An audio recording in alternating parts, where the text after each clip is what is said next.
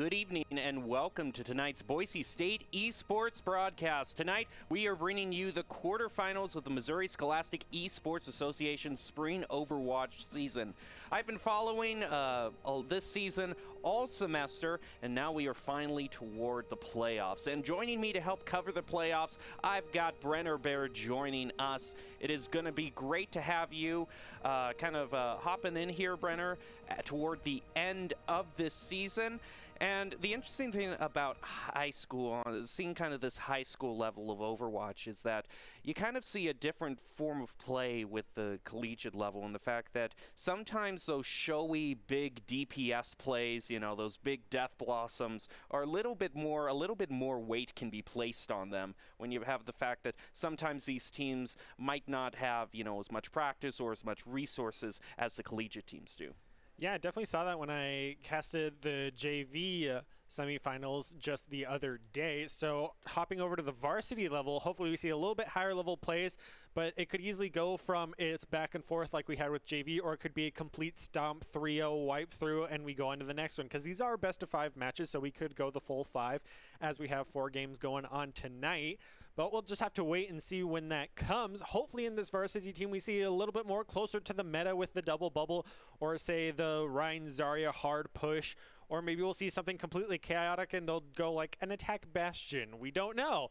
It's going to be a fun time for sure as we hop into these games. Well, just to remind everybody what led up to this, there were 14 schools in an 8-week season, with all teams being seeded in the playoffs, with 4 weeks of playoffs starting in April. Now we're in May, however, and we are on our way to the quarterfinals. We can see we are going to be covering all of the quarterfinals tonight, and CR3 is going to go up against, I was told it was West St. Francois, but it could also be the Hickman Cupies, as we see also there. So but CR3 is definitely going to be one of the teams that we see in our first match here.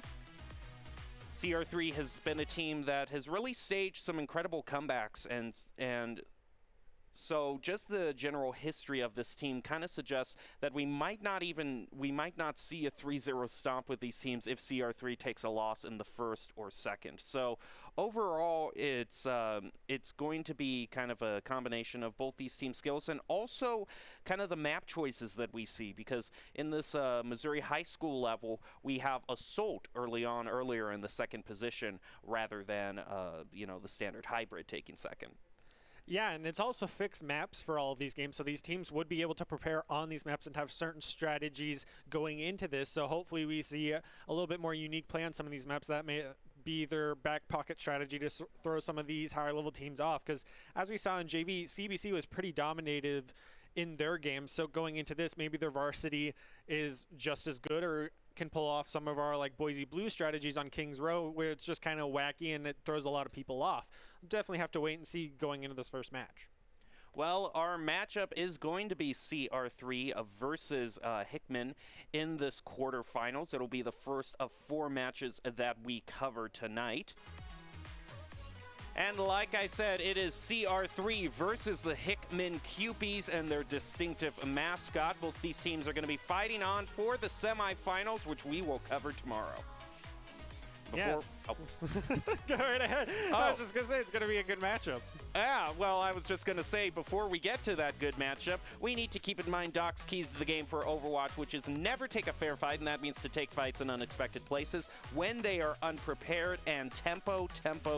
Doc's keys to the game brought to you by Count. Count Identity Trust Global Network delivers real-time fraud protection, account protection, and enables personalized customer experiences for more than 9,000 leading brands and payment providers. Quick and accurate identity trust decisions deliver safe payment, account creation, and login events while reducing digital fraud, chargebacks, false positives, and manual reviews. Count.com, KOUNT.com.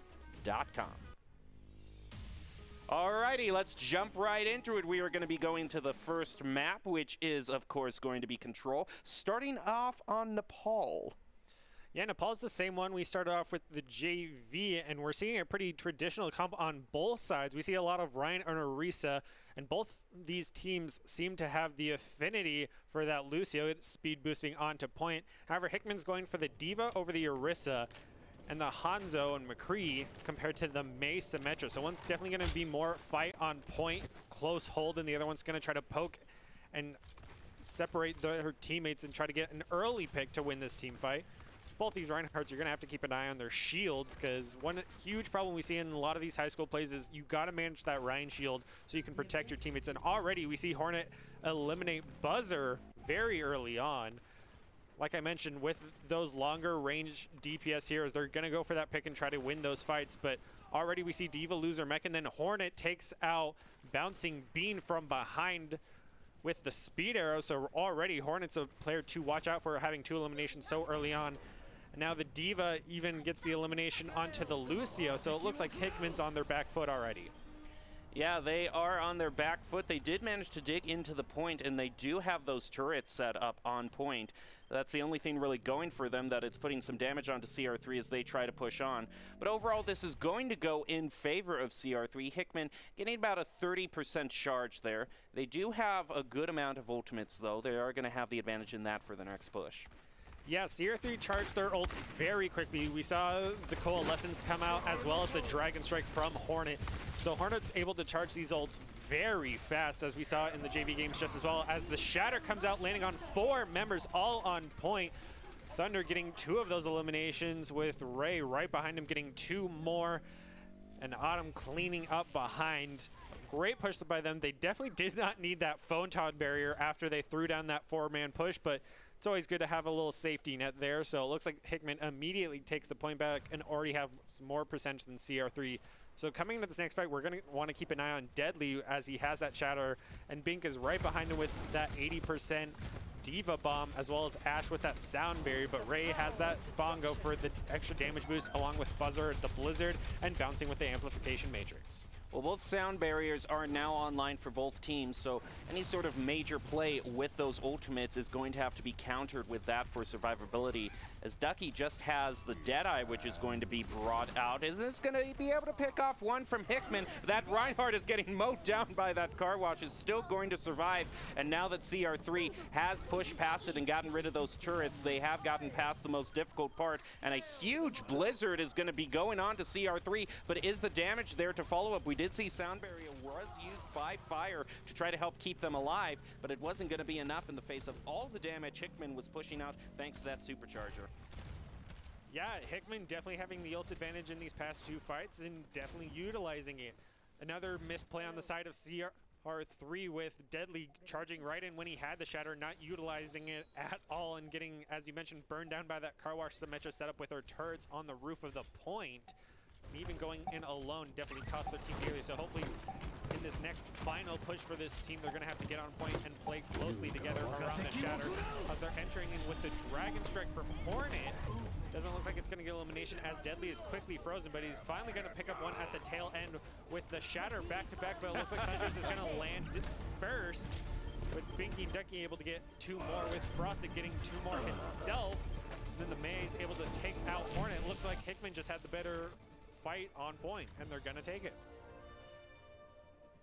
Well, one thing to keep in mind about Shatter is that it's big, it's flashy, it's showy, we go wild when it gets the whole team. But if you don't have any sort of damage follow-up for it, then the other team just gets up off their feet and goes back to mowing you down. And that's what really confused me there with that Dragon Strike being used before the Shatter, because Hickman just kind of got out of the way on it, and then they were able to counter CR3 Shatter with theirs. So it really, I didn't see any real ult kind of synchronization that I would be used to seeing. Yeah, you definitely want something like a Zarya to have that grab to at least bring the team together, so Dragon Strike can get a lot more value than the single kill it's been getting consistently through this matchup so far. Hickman definitely playing to their close team strengths, as now we see Ray swap over to the Diva. And on the side of CR3, we're going to see Ash swap over to the Ana and Ducky over to the Mei, as well as CR3 Rebel on the Moira this time. Maybe the increased healing from the Moira this time will make the difference, as we get an early engagement and a great Maywall from Buzzer, able to separate both the tanks and gets the elimination onto Deadly Mouse once again, all by himself up front, getting just too aggressive of Reinhardt, not having his team behind him, as well as Ducky falls, trying to get Hornet on the right, who is hitting his shots but gets taken out by both DPSs pushing him. once again, CR3 is playing pretty split, not keeping up with their Reinhardt. And Hickman's now going to push them up toward the choke point and make some space for themselves. Frosted is able to pick up Deadly Mouse. Ray Glory is going to lose their mech, though. So he's going to have to be very careful on that Baby D.Va. Very low on health. Was able to heal up, though. And if they can time that remech right, that can also be another pick. Or they might just remech right away. So we do see the Blizzard now comes online. Remech is going to go through. Not onto any particular member of CR3 as they're ready for their next push. Next push indeed, as instantly Amplification Matrix is going down. We see the Shatter is online for Hickman as well, and we know Thunder should be able to hit it as he's been very consistent with it and gets an elimination with the Amplification Matrix on that Flame Strike right onto that Ana. So losing that main DPS is going to definitely hurt CR3 as they lose both Ducky and Deadly right away, even getting killed by the D.Va boosters, no less. And as they clean up shop, Hickman is definitely being the dominative force so far in this matchup, and now having 5 ults going into this next fight, it is not looking good for CR3. Yeah, they're looking very good, and they have also the defensive ultimate that they need in terms of the sound barrier. So any sort of engagement that CR3 tries to have here, Hickman's going to have the ability to also counter it, or even try to use some sort of CC ultimate like the Blizzard or the Shatter on them before they even try to push onto the point. Yeah, we do see the nano boost from CR3, but a great stunt D.Va bomb combo from both sides, both getting 2 eliminations.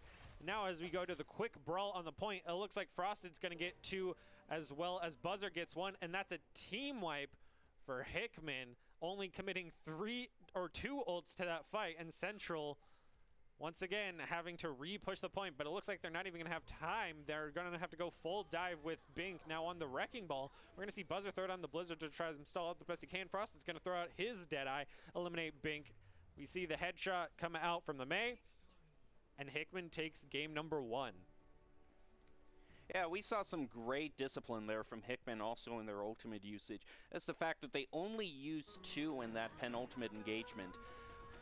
Really showed that they were well coordinated and well able to be able to plan ahead. Well, Skulls is the sponsor for the Missouri High School Esports Association, and they provide very high quality gear for these high school teams. So whether you're on the high school level or you're on the collegiate level, we have great companies like Skulls ready to provide you with gear to make you look very professional. And I'm sure you can attest just having those jerseys and all those equipment with your school logo on it, it just kind of makes a little bit of a difference psychologically. Yeah, just like in Overwatch, we say skins for the win, and so having that skin in real life, having that jersey definitely gives you more motivation. Having your teammates around all in the jersey, all looking professional is definitely a good feeling. And Hickman should definitely be feeling that right now with a pretty solid win on Control as we hop over to the next matchup. Hopefully CR3 is able to learn a lot from it and bring it closer together, as Deadly Mouse definitely lost them a lot of those fights being so far ahead on that Reinhardt. So hopefully we can see them bring it back. Hopefully they can. The next choice that they are going to have, though, is on Assault, which, like you said, is going to be fixed maps. So what we really see on Assault is that we've seen kind of mainly we've seen either Volskaya, Hanamura, or Temple of Anubis. And ultimately, it really kind of determines what kind of the overall strategy these teams are going to be using. Because if there's one thing I can tell you about Hybrid, actually, and we're going to be going into Eichenwald, actually, so that is an interesting surprise. But we do see Symmetra is going to be coming out, but it isn't going to be used in combination with the Mei for that particular route for the Rebels. Yeah, Symmetra's just definitely been a fan favorite for this tournament, as both JV and Varsity have been favoring it on most maps. People really like that car wash and having that teleporter even offensively or defensively. Frosted on this McCree has also been doing very well. Same with Buzzer on this Mei, but it looks like they're going to go for the teleporter play right on next to point, as Thunder picks up 2 eliminations right off the bat. And once again, Deadly Mouse charges right in and gets eliminated with no team to back him up. Frosted's then definitely going to try to clean up the best he can after getting that elimination. And it looks like Central's teleporters play immediately going to have to restart, as it looks like Ducky's going to swap over to the Junkrat.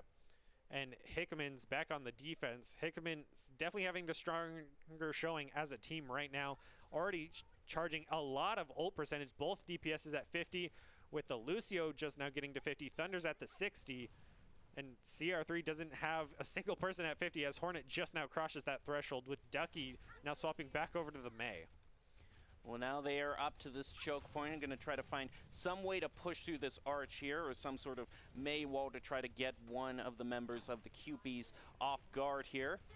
We see that damage orb trying to be fired through the archway there. We also see Frosted off to the side there trying to snipe. Ray Glory very low on health, and it's Buzzer who gets the first pick onto Ducky there. And Bink is able to take out Ray Glory's mech. It's now going to be brought down to Baby Diva, but already past halfway charge for that remech, and is indeed going to be able to get that remech as Frosted takes up a double, and Ray Glory and Buzzer gets one for themselves. Yeah, Buzzer's definitely been popping off in this match, as we saw a great headshot coming up from him as the knockup happened as well. We even saw him engage with that Maywall and separate two members of CR3 as they were trying to retreat on the other side of the archway, no less. So a great push from Hickman. Well, Hickman talking about their ability to really stir up those ultimates. They're going to have close to all 6 available as Frosted froze out that Deadeye, forcing the Rebels to back up around that corner. And Thunder takes that for a huge shatter as Buzzer goes off to the side to deal with the McCree. And he is indeed taken out while Frosted gets a double on the main route there. And that is another hold for Hickman, using only 2 ultimates, and they still have 4 in their pocket. Yeah, and even just using those 2, they are able to farm more percentage than Ducky has himself. Thunder landing constant flame strikes onto multiple members, getting that 7% per hit as well.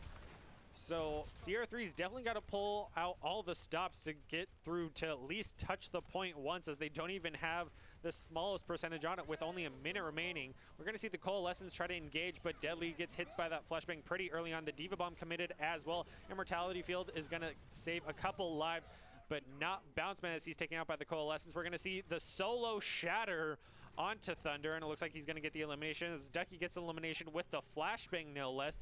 And it looks like CR3, after committing so much, is going to be able to get the point, as we see the Diva Bomb come out from Ray Glory as well as the Deadeye from Frosted. Looks like they're going to brawl on this point the best they can and try to hold them off, as CR3 is so close to that 100% for the first point. Shatter coming out, landing onto 2 members of CR3. We're going to see the Diva Bomb come out as well as the Dragon Strike, but it looks like it is not enough, with Blizzard coming out from Hickman, getting multiple eliminations. Buzzer, definitely this is his matchup. It looks like with only 18 seconds remaining, Central has to go full dive if they even want to touch the point, but it looks like Hickman's going to take it.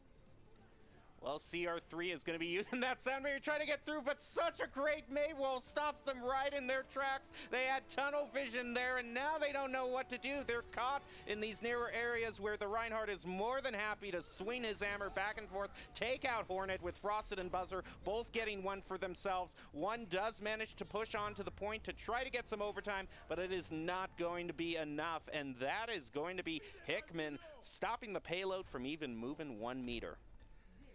Yeah, we saw Bink swap over to the Wrecking Ball, and he was able to get to the point, but using that Diva Bomb to just zone him off and time out was a great play by Hickman. Hickman definitely being the dominative force in this matchup so far. So going on to them attacking, I expect this to go very quickly with how well they've been playing as a team in this high school varsity level. Yeah, the QP's definitely soaring above with an angelic performance above CR3, who is going to have to put up as good, if not a better defense than Hickman managed to do.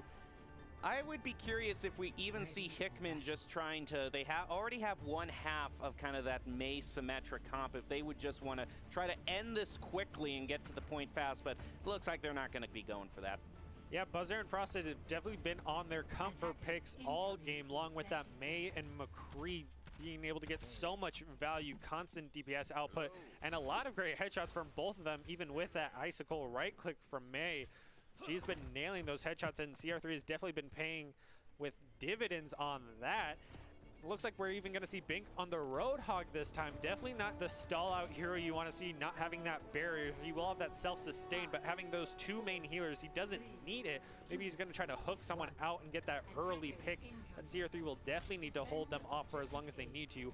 Hornet and Ducky definitely liking their Mei and Hanzo, but not getting the value that Frosted and Bouncer have so far. Already claiming the high ground. Ray Glory commanding that spot. We're going to see a great Maywall for the rotation, and already on point with the charge on both sides. And Anti goes on to Ray, but it looks like it's not even going to be enough, as he's quickly going to get up. No damage to follow it up with that sleep. Tries to stay alive, but is going to lose. The Mech Thunder is able to take out the Ana as well as Ducky on that Mei. And if they are already dominating this as much as they are, we're going to see Bink get the one elimination he was seeking with that hook. But he's going to quickly get collapsed on. Same with the Moira by Frosted. And it looks like Hickman in one team fight is going to take this. That was amazing. Hickman definitely aware of Mei's strengths. I mean, when you have her in the right hands and the ability to just get those headshots, she can put out so much damage, but it's just the fact that not only does she have the damage, but she has so much ability to control where the fight happens on the playfield, whether it's through the blizzard or being able to put up those Mei walls, and we have definitely been seeing those walls come through in spades. Well, another look at some of the showcases that Skulls has in terms of esports equipment. You can check them out to be able to try to represent your high school in the best way. And definitely I got to hand it out to some of these players. They are doing some of these designs, I have to say. They are really something to look at. Yeah, and as we mentioned prior, when you're looking good and feeling good, you're going to play good just as well as Hickman, hopefully, because Hickman has definitely been the dominating force, as we say so many times, going into this next map. I wouldn't be surprised if this is a 3-0 series at this varsity level. You got to have that higher level play than JV and play close as a team, and that's something that CR3 definitely needs to take notes about and learn coming up, since this is the quarterfinals at the moment, and with semifinals coming up tomorrow, as well as the finals and the JV finals. It's definitely going to be something that they want to fight for. Yeah, Hickman just moved so well coordinated as a team there, and that was compared to, you know, CR3. They've just been having trouble with their Ryan just charging in, and then he's just surrounded and focused down, and then the team doesn't have their front line anymore. You know, you got to coordinate where it is, because it's so tempting. You've got a big man with a hammer who can just charge into anybody. It's tempting to hit that shift and just charge forward, but if you're not coordinated with your team, you'll be left high and dry. Yeah, it's definitely all about that self-restraint, being that main tank. You also got to watch your shield and keep your team alive without losing it, or else you're going to have to suffer that cooldown for it. Going into this next full escort map, we're going to see Ducky now on the Soldier, with no change on the side of Hickman, except for Buzzer and Frosted are actually going to swap roles, with Buzzer now on the McCree and Frosted going to upshow Hornet on the Hanzo. We're also going to see a diva off between Ray and Bink, with Bink already losing their mech. Ray close behind them. Early engagement already. Nobody going for the boop, even with the Lucy on the side of Hickman, but it looks like Buzzer's going to get the elimination onto Deadly Mouse early on, which, if anything has been a tell, it's losing your Reinhardt means you'll lose the team fight. And already CR3's going back to spawn, waiting for their Reinhardt to come back so they can push forward once again. Losing that time is not good. You definitely want to get that push started. It seems that CR3's one member's too aggressive and the rest aren't aggressive enough, as they're just getting picked apart, as Frosted gets a great snipe onto the Ana of CR3, as well as Buzzer is going to be able to pick up Ducky, and Thunder gets a double elimination onto both Deadly and Rebel, followed quickly behind by Ray and the Lucio, who Hickman's definitely playing the team play, as they already have a Deadeye and a Dragon Strike and the Shatter online, with CR3's own Dragon Strike close behind with the Coalescence. So they don't really have an answer for these three ults. The Deadeye is going to be popped, but it looks like Ray Glory is going to get taken out as the remix coming on. Buzzer's going to be able to get at least one elimination with that Deadeye onto Hornet, so losing that long-range DPS is not great. But a three-man shatter coming out from CR3, finally getting some value from that aggressive Reinhardt. We're even going to see an elimination from the Coalescence that was popped. Looks like Hickman's almost going to get team-wiped with Ray responding just in time. Now they have gotten onto the payload, but they had to use basically everything they had in their arsenal for that. The good news is that they are so close to charging back up on 3 of these ultimates. They are going to have a lot of ways to follow up any sort of damage, but they don't have the CC to be able to stop Hickman in their tracks. As Frosted is going to throw out, we're going to have 2 Dragon Strikes put out there, as well as the Tactical Visor being brought up, able to take out Bean, and that is a great pick off of there, as well as taking out Thunder. But it's the DPSs with that able to click heads that is going to try to turn it around for Hickman, as the Lucio B tries to keep this fight going even longer, as Buzzer is charged up again on that Deadeye. He is so fast on being able to charge that up, and they have been able to drag this out, turn the fight around into their favor, and stop the first checkpoint from being taken. Yeah, Hickman having that spawn advantage definitely helped them continue the fight on that brawl and that first checkpoint. We even saw the problem when you run the Moira Ana combo. We saw Ana sleep Thunder, but immediately that right-click auto-aimed onto the sleeping, and he was back up in the fight. So definitely Hickman with that winning strat so far with the Lucio Baptiste. We're going to see the amplification matrix come out for the side of Hickman, so already CR3 is going to have to back off and line of sight it.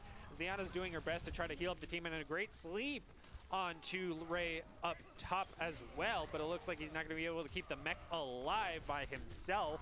And a great Flame Strike once again from Thunder, able to get the elimination onto Ana consistently as the DPS clean up the rest of the team. CR3 is reset and back at spawn with only 3 ults going into this next push. We're going to see Hornet swap over to the McCree this time off that Hanzo, as Ducky swapped over to the Junkrat. Try to burn through that Reinhardt shield that has been so consistent for Hickman, as Buzzer pops his Deadeye. Definitely going to be able to pick up one onto Hornet, proving that he is already the better McCree with the quick swap. We're going to see the Nano and the Coalescence come out here for the start of this team fight, as Deadly Mouse is able to get one elimination onto Thunder, but simply not reaching the cart in time. Hickman pulls it out with CR3 just not. They had the ults, they had the aggressiveness, they just forgot about the objective. I mean, Hickman's strategy was really just having these long-range DPSs that really reward accuracy, and you saw in how fast they were able to charge up their ultimates. Those 2 DPSs, I mean, you know that they've been practicing so much to get their skills up to that level. And really, Thunder is a DPS almost in his own right, just on how much he is able to land that Flame Strike and take out CR3. So really, you've got a 3-pronged frontline threat from Hickman here. Yeah, and again, praise to Thunder. He's being that frontline tank that you want. He's absorbing a lot of damage, so his team's staying behind him. And that's another reason why both Buzzer and Frosted are able to get so many eliminations and charge their ult so fast, because Deadly Mouse is all the way up front, swinging and charging in. His team's just exposing, getting picked off by these long-range DPSs.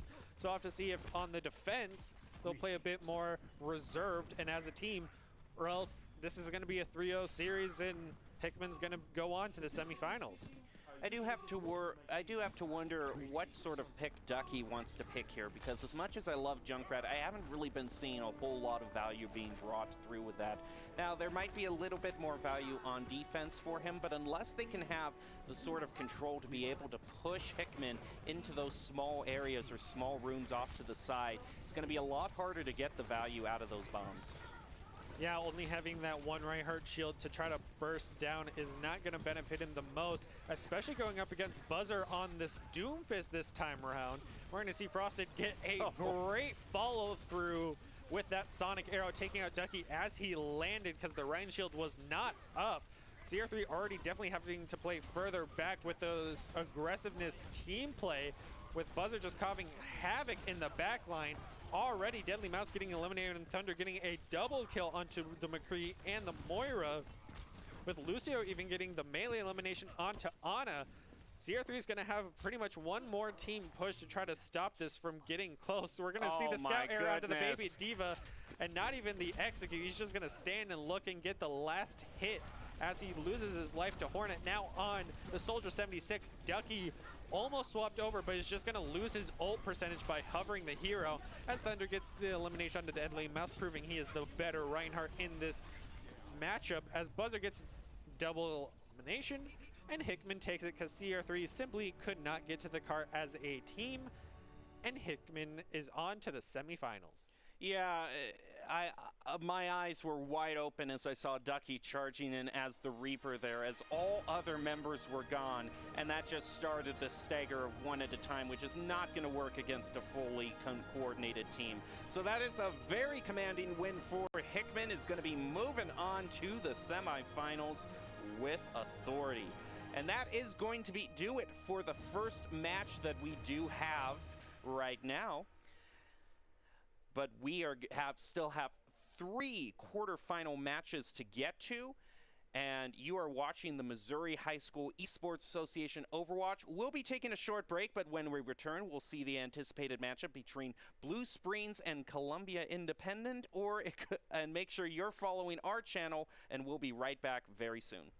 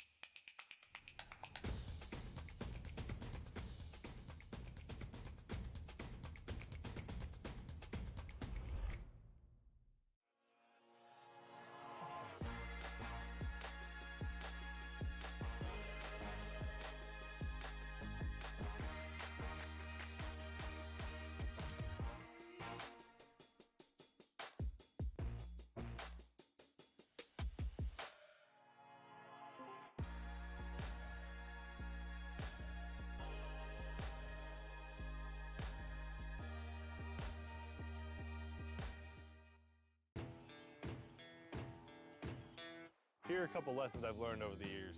Friendships come in all shapes and sizes. And always buckle up. Seatbelts save lives. That's a rule we can all live by.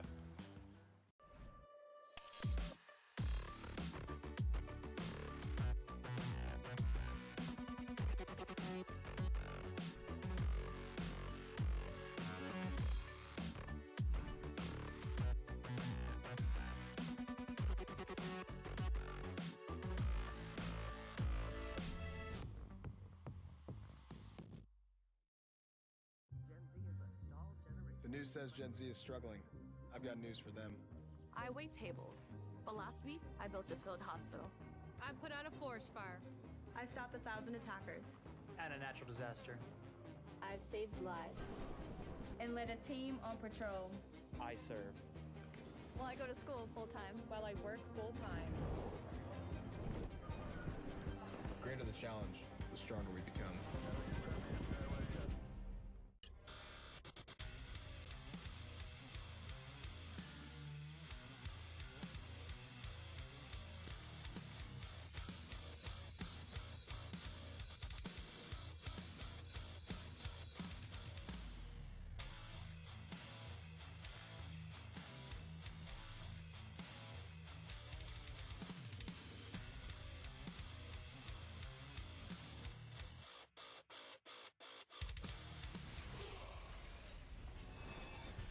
NationalGuard.com to begin your guard adventure.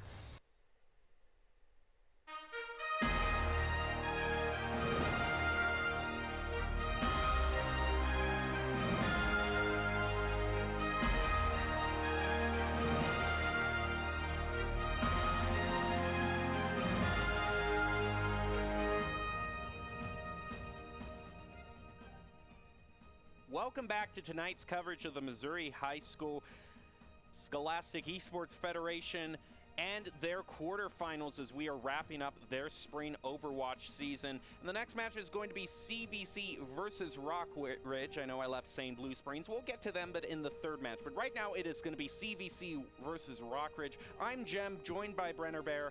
And Brenner, I think the main trend that we're going to see tonight is who can have the best coordination as a team and move best as a team, because that was the main thing that separated Hickman versus CR3. Was CR3's, they were more uncoordinated, and there were more times where they were just rushing in one at a time rather than just as a whole team. Yeah, it's definitely you want to see it when it comes to the varsity squad of your high school. And once again, we can bring up Doc's keys to the game. He mentioned tempo, tempo, tempo. So when your team is offset, we saw the Reinhardt really aggressive and the rest of his team further back behind him. It can definitely offset you. As you mentioned, they began to just simply trickle in and lose their life one after another. Whereas Hickman played very close together, definitely knew each other's rhythm, and won the fight, which brought him to the 3-0. So going into the next matchup, it's something you want to see from both these teams, and we know CBC can do it, especially if their JV can be so dominative in their own rights. Well, let's take an overall look at the bracket. We can see it is going to be CBC versus the Rockbridge Bruins here in round 2. This is the quarterfinals. Who will be moving on to face the QPs in the semifinals? And of course, after that, we will have Blue Springs versus Vianney there, and Ozark versus WNR9 Tigris Dios. So we're going to be wanting to look forward to that as we move on with the proceedings tonight. And as you mentioned earlier, Brenner, Doc's keys to the game are one of the things that our teams are going to have to keep in mind. But again, it is CBC versus the Rockbridge Bruins here in the Missouri Scholastic Esports Federation. Their spring Overwatch tournament. We will see who moves on to the semifinals. And Doc's keys to the game in Overwatch is to never take a fair fight. That means to take fights in unexpected places when they are unprepared, and tempo, tempo, tempo, as you were talking about, Brenner. Brought to you by Count Identity Trust Global Network, delivering real-time fraud protection, account protection, and enables personalized customer experiences for more than 9,000 leading brands and payment providers. Quick and accurate identity trust decisions deliver safe payment, account creation, and login events while reducing digital fraud, chargebacks, false positives, and manual reviews. Count.com. Okay, so we move on to Control, which, if we are to believe that all the maps are the same, we will be starting off yet again on Nepal. Yes, we are. Yeah, and starting with Shrine, we've seen a lot of pharmacy in the JV League, and it looks like none of the varsities are going to bring it out, especially on this map, which is so bad for it. But we saw it pay off in the previous matchup. So going into this one, we're going to see a little bit of a mirror match going on here with both the Baptiste, Lucio, McCree, and May. It's just going to be the tanks that make the difference here, with both being complete opposites. We're going to see the Ryan Zarya and the Orisa Diva, with already Lucio and Orisa falling very quickly to the Ryan and Lucio of the opposite team, and looks like the Baptiste is going to be able to take down the May. So already a very good starting fight for CBC. Yeah, that was a great start. They are already going to be very close to having their amp matrix and their shatter available to them.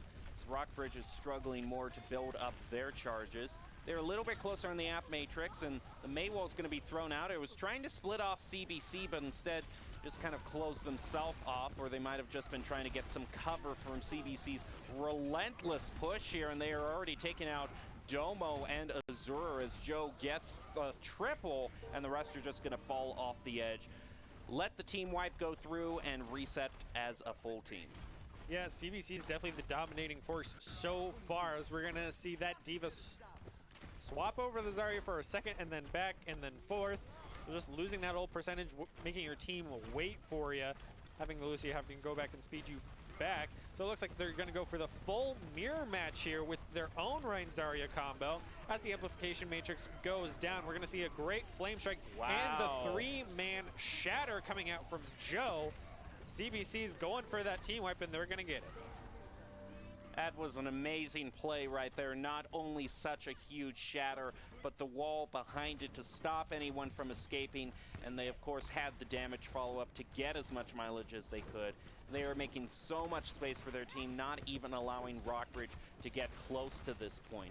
So now Rockbridge is going to be able to have the Blizzard here. CBC doesn't have their sound barrier, and they are just going to preemptively use his Graviton Surge as the Deadeye is going to pick up the Mei there.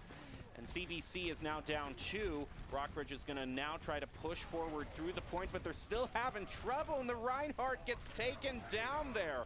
And Joe is answering that back with his own shatter and a triple on top of that. So even when Rockbridge was able to get a few picks there, they were just having such trouble to just, push through to the actual point that it allowed CBC to just coast to victory.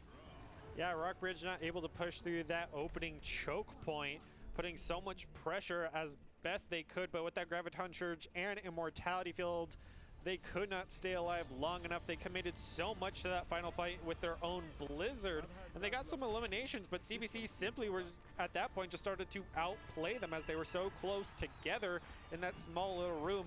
So going on to the next map in this mirror match, it seems, with just now Kale swapping over to the Symmetra, changing it up ever so slightly, but it looks like Rockbridge is going to follow them closely behind with Domo on the Symmetra, but with Cam now on the Winston, they're going for a bit more of a higher speed play. We'll have to see if this will pay off for him coming up, with Kale now swapping over to the Echoes again, making his team wait for him, but he'll be able to catch up just fast enough with his flight ability. Rockbridge is definitely going to try to set up those turrets now with the last-minute swap from Kale onto this Echo. We see they're going to be trying to take out the teleporter there and now push on, but they got to be aware of those turrets, and that stun onto Ice there is going to be able to pick him off. Now they just need to be able to push through with the support to survive that initial damage from the turrets that were set up. As Kale takes out Azura, and then it's going to get a triple, actually. Make that a quadruple for Rockbridge, now going on to 5 there. And what a play for CBC. They have taken the point back, not even allowing Rockbridge to get 10%. Yeah, we saw Odin with his Reinhardt just not able to look in a specific spot, going back and forth, just constantly taking damage from his back, with CBC just surrounding both sides of the point. And losing that Reinhardt so quickly means you do not have that barrier to keep the rest of your team alive. We're going to see the teleporter play come right onto point. They're going to go straight for Joe, but they're not even going to be able to get him as the photon barrier goes down. They're finally going to be able to get one elimination with the sentry turrets onto the enemy Lucio, as he's taking a lot of poke damage from the enemy recruiter. We're going to see Kale fall eventually to Cam as well, as more turrets go down on the point, definitely setting up the best they can. But with CBC throwing down their amplification matrix, a great Maywall is going to come out from Rockbridge to line of sight it the best they can. And with a lot of HP low on the side of Rockbridge, CBC can definitely bring this back. They're going to be using a double Deadeye there to take out 2 members of Rockbridge, following that up by taking out Lil Lucio and Ice. CBC now just pushes back onto the point and takes it. And Rockbridge having a hard time keeping what they're fighting so hard to get, but they are going to have a slight advantage in the ultimates that they have. Yeah, already this is a much more even map for Rockbridge, as they've been able to get on point and some percentage this time around. They're going to go for the teleporter play one more time, because if it ain't broke, don't fix it, even though they've lost. So we'll have to wait and see if this amplification matrix will make the difference, as CBC simply just lines of sights it and goes around. We're going to see the Blizzard come out from Rockbridge, actually, and it's going to freeze 2 members, as they're not going to be able to eliminate Kale, who was frozen. They're just going to focus on the Lucio and take it out. Kale's going to use the duplicate, but is going to get eliminated very quickly. The amplification matrix now coming out from the side of CBC, but it looks like it's going to get pretty line of sight with how many members were already gone, not having any DPS there to back it up. And it looks like CBC is definitely going to have to pull back here to get their DPS back for this next push. Yeah, Nate still hasn't responded yet there. Joe has the Shatter available, though. And is going to go right on with a huge Shatter and Flamestruck to follow it up. Look at that! 5 taken out with that hammer and the help from the Graviton Surge from the Zarya. That is some great coordination there, and the tanks coming through in force for CBC. Yeah, the tank players have definitely been the ones you want to keep your eye on because they have made all the difference in these games we've had so far tonight. So going into this next fight, Eclipse on this Zarya has been making the difference with her Graviton Surges and Joe getting all the eliminations. And already in the start of this fight, we're going to see the Lucio 1v1 happen. It looks like CBC is going to take that win. And again, with Joe winning his 1v1 against their own Reinhardt, now seems CBC definitely had an early start on that play, expecting that teleporter play. Rockbridge has to come up with something new now.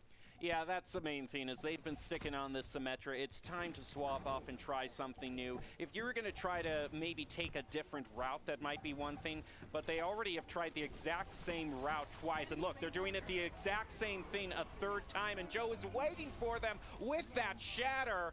And they are all just wiped out in an instant there. So a bit too much repetition and strategy from Rockbridge is going to cost them that point and the first game.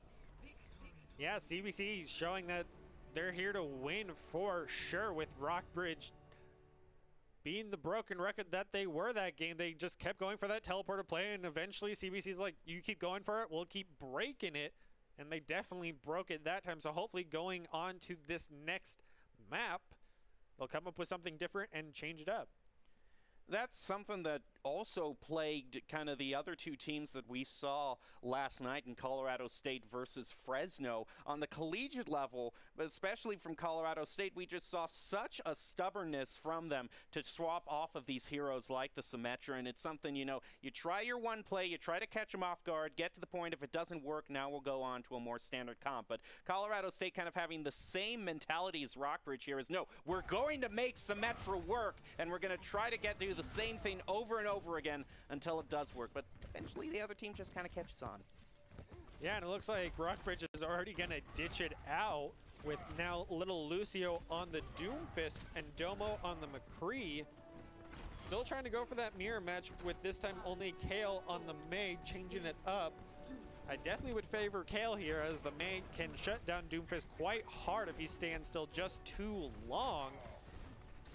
Especially having that Mei wall we saw in the previous matchup, being able to shut down rotations and block members off can definitely swing the team fight in your favor as we jump into the very start of this brawl. See, Rockbridge being very aggressive. Oh, that Mei wall, getting the Reinhardt off guard. That was so beautiful. Textbook what you want to be able to do with Mei, and all the other members of the team fall one after the other. Can they get the full team wipe? Domo's just going to barely get away from that, but perfectly played there from CBC. Yeah, little Lucio couldn't even get to the back line. We saw him jump up to the bridge, and immediately Fizz was there, answered him, and got the triple headshot, eliminating him right away. So we have to see a huge change here from the side of Rockbridge if they want to be able to push through and not get Mei walled off. As we've mentioned so many times prior, this Mei is really going to define how they push this point, because if they eliminate her, they will definitely get onto point. But already Doomfist in the backline able to take out Nade. Losing that DPS is not great, but he's followed so low. Eclipse is going to be able to get the elimination as Domo takes out the Lucio. But Joe gets that shatter onto the remaining member of the team. And it looks like Rockbridge is reset once again. That looked like it could have been the start of something nice for Rockbridge. I do appreciate Lil Lucio's kind of gusto there in getting the pick, but just wasn't able. In fact, I think ran into a wall and trying to get away. And if he wasn't able to get that split-second escape there, then he instead was just, the pick he got was just evened out there by himself being taken out. And now we see Rockbridge just really, now they're going to try to push through with the Rhine again. Here goes Lil Lucio trying to get another pick as the Blizzard is thrown out. and Lucy, and with the help of that Blizzard and May there, they were just able to take him out there. Domo, followed by Azur, is going to be eliminated by Rockbridge. Now the Reinhardt, can they get? No, they escape yet again. But they're still just perfectly happy to burn off the time from this clock, which is now below 2 minutes. Yeah, and in that previous fight, we also saw Rockbridge throw down the amplification matrix as they died, so kind of the panic ult there that you never want to see from the varsity team of your school. But going into this next fight, at least they'll have that Deadeye and maybe the Grav along with the Meteor Strike and Shatter if they're able to charge it before they push in. They're getting very close to that amplification matrix as well, so they're going to have a lot of ults going into this fight if they time it well. But on the side of CBC, they're going to use that Grav Surge right off the bat. They don't have Shatter to follow it up, and Nate's going to get eliminated very quickly from that Meteor Strike, not able to use that Deadeye, and Domo's going to be able to pick off Eclipse as well. And now we see Deadeye being brought out by Domo is only going to take out the Lucio there, and that's going to be enough for them to keep pushing forward as Kale, and now Joe is taken out by Lil Lucio and Domo. And after a lot of repeated attempts, Rockbridge has now taken the payload, and they're going to push forward. Yeah, already doing better than they did on Control, able to at least take the first point and get some progress with it as CBC regroups, sticking with their current comp as it's been working quite well for the most part. They just lost that last team fight due to the ult difference there. But now they're going into this next team fight with 3, almost 4, with Sound Barrier right behind, and Rockbridge only having the 2. The Amplification Matrix is going to go down, as well as a good Maywall, but just barely going to get light of sighted. But with Nade up top, able to get a 3-man Deadeye, then gets a quad to follow it up. And there's the team wipe. And the great thing is that CBC, their Lucio, held on to that sound barrier, and that's going to be very crucial here because Rockbridge could very possibly try to start this out with the Shatter, with the Graviton Surge, and if that Lucio can just keep himself out of the line of those ultimates and then sound barrier right after that, they have the perfect counter for Rockbridge's next push. It's going to have to be determined, though, how these teams use their ultimates as Immortality Field thrown down. There goes the Shatter from Joe, though, first, and that's going to catch Rockbridge off guard. They're going to be just piled through there as 4 members are taken out. There's only Kamas left, and is he going to? No, he's not going to survive. And that is another team wipe for CBC.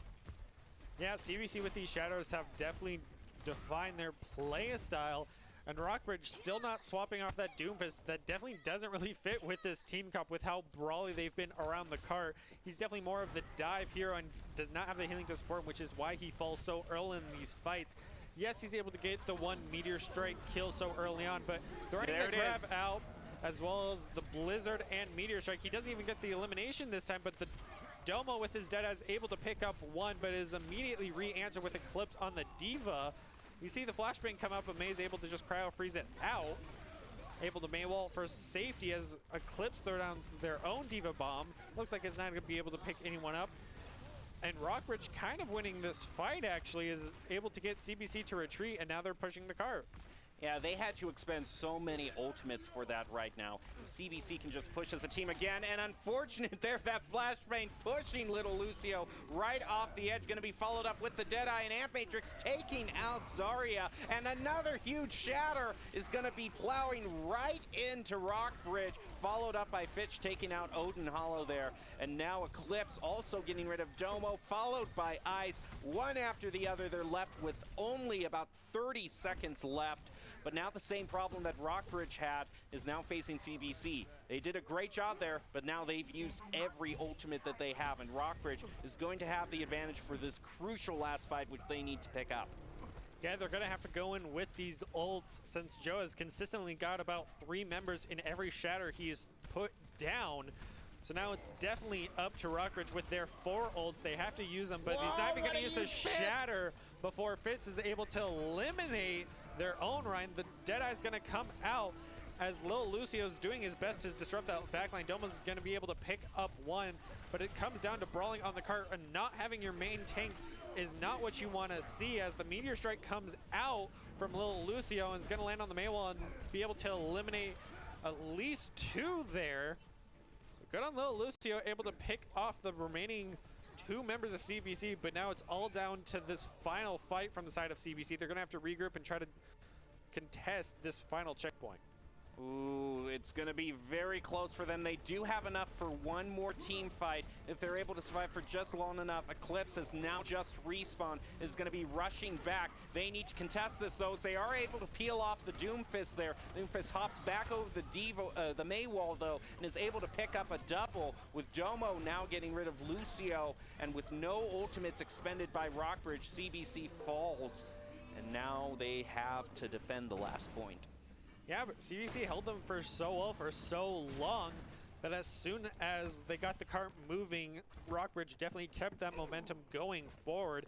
And now with 4 ults online to CBC's 1, quickly followed by 3 more, hopefully they'll be able to farm them going into this team fight, so they'll have the advantage. But it all comes down to these shatters as another triple shatter comes down from Rockbridge. That is such a nice shatter from Rockbridge. CBC now coming online with 3 of their ultimates. But Eclipse being taken out of that Diva. Mech needs to survive. The McCree trying to get some headshots onto KO here. He's taking a lot of damage, and that's a great shatter onto Rockbridge. Can they follow that up with damage? Doomfist comes in to get rid of that immortality field, and CBC is now able to take out 3 members of Rockbridge as that amplification matrix is thrown down in the fight, trying to keep it, but they are going to fall in that team fight. And now CBC is looking at one more fight that they got to hold here. Yeah, definitely sticking to their guns, not swapping comp at all, even for this closer range area of this final checkpoint. Little Lucio is definitely going to suffer here for his damage, trying to disrupt that backline, but with it being so close together, the tanks can definitely just turn around quickly as the grab comes down, but right next to the amplification matrix, so they're still in it and get that benefit. The immortality field is going to go down, as well as Joe from Little Lucio. Little Lucio playing close to his team. As we mentioned, you got to have that rhythm and harmony as the D-Mech kill comes in with that buff for the 250 damage onto the Reinhardt, no less. Being low health is not what you want to see for a Reinhardt, as Nade wins the 1v1 against Domo. CBC with that spawn advantage is definitely going to hold them the best they can, as Rockbridge probably going to have to go for the reset here as Joe comes in with the double kill.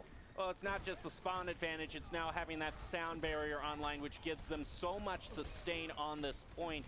Rockbridge just trying to keep it going, but they are not going to make it there. And CBC coming back and recovering, but I was a little bit worried for them a little bit midway through that fight, because we saw as they were, as Rockbridge was nearing that first checkpoint, we saw a little bit of too much panic ulting there. You know, I saw the Baptiste throw down that amplification matrix when all of his team members had been taken out. So as much as it can really mesh when you're all working together and coordinating your ultimates, you got to make sure that your nerves don't get to you when things start to not go your way. Yeah, Rockbridge came close, but flew too close to the sun and lost it in the end. So now it's going to come down to CBC, and they're going to have to go pretty much all the way. Have to see if they'll even take the point faster than Rockbridge did. If they win this first team fight, it'll definitely lead to a possible snowball, but now we're finally seeing a change up in the team composition of Rockbridge, now on the Echo instead of the Doomfist. It is a better pick for the defense with that aerial sky, but you're going to have to watch out for Nade, who's been hitting consistent shots and winning the 1v1 against Domo. So I'll have to see how that matchup plays out, as already Rockbridge holding a little bit further back than the archway we typically see.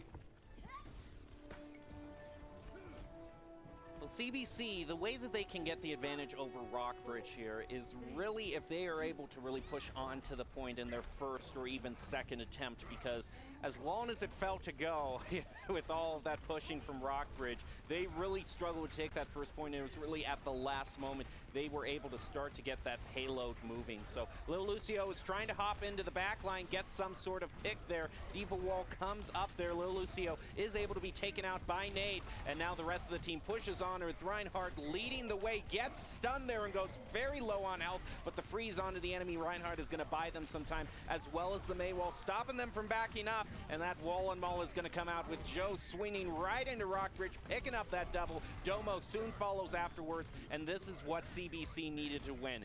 Get that point in your first push and build up a huge time sink. Yeah, Echo was definitely not making the difference there as we see him immediately swap back to Doomfist, but you can't contest a Mei fighting close range like that, especially with that wall getting so much value, cutting off multiple members and the freezes, as you mentioned, saving Joe's life when he was so low. So you have to think, what can Rockbridge do with kind of their broken record team comp with Lil Lucio getting a lot of 1v1 wins, but not really making that difference as he gets a great flashbang off. Good on Nade.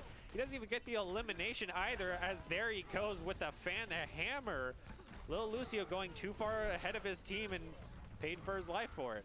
Look, Lil Lucio, you gotta find some other strategy here, as that hammer is gonna go on to 2 members. They're gonna take out Immortality Field and just follow it up. And one of their members, I do think it is still Nade, is just chilling on the point, as they are already halfway there to the first checkpoint. But you can't charge onto the point, Lil Lucio, and try to get the pick onto Nade there, because he's already shown that he has the ability to stun you. He has the skill to take you out right after that. So all these squishies that you're trying to get picks on, they definitely have the skills to survive your onslaught. Yeah, and already we've seen the skill gap here with CBC doing the close hold, having 1 member on cart rather than what Rockbridge did, having all of them. The amplification in the Matrix and the Deadeye comes out, but it's going to be simply Maywald, so he's going to have to back off. We're going to see Lil Lucio able to pick up 1, but Joe's going to be able to charge 1 off the edge with Homo finally picking up 1, but with that Blizzard, he's quickly disabled. We're going to see Lil Lucio able to get the Meteor Strike kill onto Kale, but with so few members left alive, we're going to see another amazing shatter come out, and the tanks making all the difference. As we mentioned earlier on, the tanks make all the difference. Even if your DPS are doing great, if the tanks aren't dead, you're gonna fall. So CBC takes the point and has 5 minutes remaining. And Lil Lucio, this Doomfist isn't working out. I mean, swap to something like a Mei. We have seen so many great Mei walls from CBC. You know, everyone talks about, you know, oh, the defense matrix can eat any ultimate, but so many of these Mei walls have been able to negate ultimates, and they're going to try to bring almost everything they have out there. But the Immortality Field was just thrown down to keep CBC alive, and now they have the sound barrier. This is still very much winnable for them, as KO takes out Azura. Now they have the advantage. They're going to break that Rhine shield. Keep pushing forward with KO getting the pick onto Dobo. Eclipse following that up onto Odin there, and also a Graviton Surge. Really didn't need it to be used there. That was much more of a win-more composition, win-more situation. And I actually think they're kind of wishing they might have it here. Maybe they don't even need it, though, as those great picks from the Baptiste were able to stop Rockbridge from contesting the point, and CBC gets their 2nd win. Yeah, they tried for the mirror match and simply couldn't win it. As we keep pointing out, Lil Lucio was not making the difference there on that Doomfist. Well, as Brenner said earlier, skins can equal wins, and if you want just in real life to have some of the best equipment out there and the uniforms for your team, you can contact Skulls, which is supporting so many of these high school teams which are starting to compete in the esports scene. So some great high quality material that you can go to them to find out how to best represent your school. And CBC is definitely representing themselves well. Already on to match point, is going to be moving on to the 3rd and final map, which, as it seems that the maps are just kind of a set pick, we should be seeing the same one that we saw last time, and we are going to be, yes, moving on to Rialto. And if it goes to a map 4, it looks like Volskaya is on the docket for that one. Yeah, I have to wait and see. It's been a pretty strong showing for CBC, so I won't be surprised if we see another 3-0 here, because it's kind of been that skill gap of CBC has the flexibility, and the other team simply did not. So going into this, we should hopefully not see a mirror match. What we need to see is, you know, the meta is the meta for a reason, and trying to use these, you know, this Doomfist to try to get your pick, or trying to do this hero play, it just really isn't working out when there are so many there's just the hero like the Mei, which CBC has been proven has such utility with that wall, not only offensively, but being able to cancel entire Deadeyes and buy yourself more time from the team. I just think that Rockbridge needs to get their strategy together and get their picks better, because they're just sticking on too much stuff that isn't really getting a lot of mileage for them. Yeah, and since this is CBC versus Rockbridge, already in a 2-1 situation, Looks like Kale's now going to show up Lil Lucio on this Echo, with Lil Lucio now on the Genji and Cam on this Sig. Which, it's interesting, Lil Lucio is really trying to kind of go for these divey heroes, but is actually just going to, it looks like we're going to see a bit of pirate ship being brought out here, so I like this change up in strategy. Let's see how well they can push it forward, but like the Symmetra, and Rockbridge needs to know this, once you've pushed as far as you can with that Bastion, it is time to swap off and choose something else. You can't do what you did in the first round and try to use your Symmetra teleport again and again and again. Right now, they're able to take out the soldier there, Lil Lucio is now going to try to mow down Joe, but a great pick there from Nade is going to stop them. Now, they still manage to keep the point going, and overall, they can recover here and keep pushing. Yeah, CBC definitely did their best to stall it out, but with the aggressiveness of that Bastion, even at close range, without the Orisa shield to protect him or the Mercy damage boost, they were able to get it going. But now with Eclipse on this Roadhog, he's going to look for that hook on the Bastion. And with the swap for the Reinhardt player, now with Junior on it, have to see if he will make all the difference going up against Joe, who already has his Shatter, but the Zerg quickly follow behind with that Amplification Matrix, and Joe's going to get a measly little triple kill there for his team, followed closely by Eclipse on the double. Rockbridge still sticking with this Bastion, probably just going to try to get tank for him, but he's going to go back to Doomfist and see if he'll be able to make the difference, even though he hasn't in the past. I mean, the problem is that it's such a mobile, divey type of hero, and Rockbridge really hasn't committed to that sort of divey composition. So if they wanted to go full dive, that's one thing, but it just doesn't have too much synergy with the more brawly style that Reinhardt brings to the table. But Joe is taken out there. A Deadeye is trying to be brought out there. He's trying to find some sort of pick, but the Reinhardt is going to hold up his shield, and he is going to be taken out. And a great pick there from Eclipse on that Roadhog, who was already built very close up to his whole hog there. They are going to be able to hold Rockbridge from getting that first checkpoint. Yeah, Fitz on this Baptiste, showing that he is his own DPS, getting a triple there, even using his Amplification Matrix, and just farming kills off Rockbridge, who simply paid no mind to small little Baptiste, who's a support, but he can output damage. Just watch our very own Ace, who do it multiple times. So I have to wait and see what Rockbridge is going to do to answer. We're going to see the Deadeye come out from Domo and able to pick one onto Nade, as Junior is chasing down Joe for this Reinhardt 1v1. The duplicate's going to come out onto Reinhardt as well, as a great Shatter comes out to eliminate that duplicate right off the bat. But already tanks in the backline taking out two members of Rockbridge with the whole hog coming out. Junior falling very low. They're going to have to fall back with another Shatter coming out here from Joe. Almost getting the team wipe, but with Ice and Lil Lucio getting eliminated so early on, they're going to get the respawn, and CBC wins the team fight. Now, I find it interesting that Eclipse has gone onto this Roadhog, and Roadhog can be a bit of a wild card because it really depends on the overall skill of who's piloting him. If you can be so accurate on those hooks and continue to take out those squishies in the back line, you can really mess with the other team, but we have seen other times where someone's picked a Roadhog and it just hasn't worked out. So no, Predict Flux is going to be used by the Sigma here, but Lil Lucio is taken out by the Roadhog as Nade is eliminated by Azur, and Domo also picking up KO. Joe and Roadhog answering that back though, and the tanks coming through again for CBC. A double Deadeye is turning it around though in Rockbridge's favor, but they have had so much trouble keeping the fight going and getting onto this point, and Eclipse very low on health, needs to survive so he can take a breather. He does though, and that hook is going to miss once again, and the sustain, the pure sustain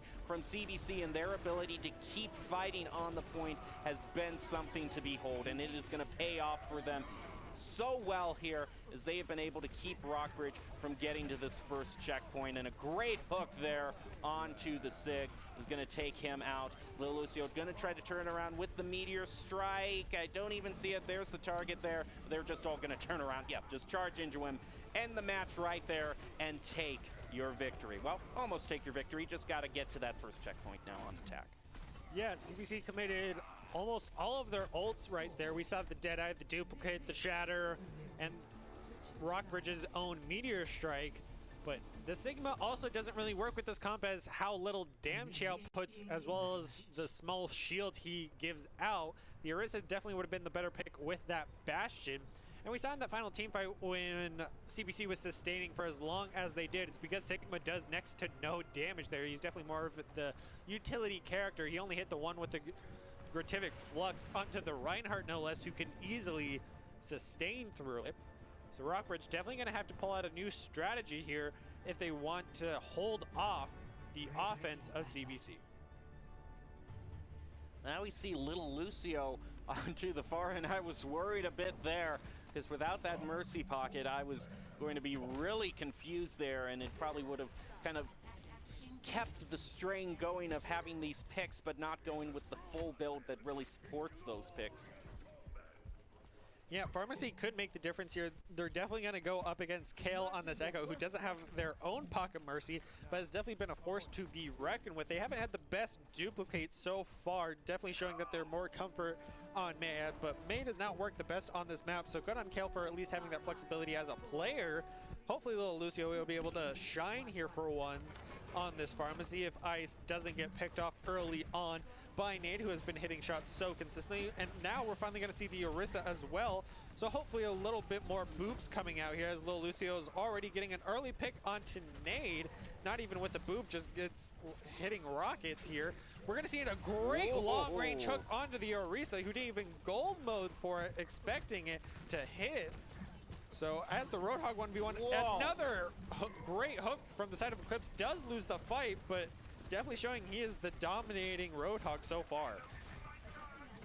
Now the Far Mercy is still surviving. Little Lucio going very low on health, and there goes KO. We knew it was going to be either him or Nate to try to counter this.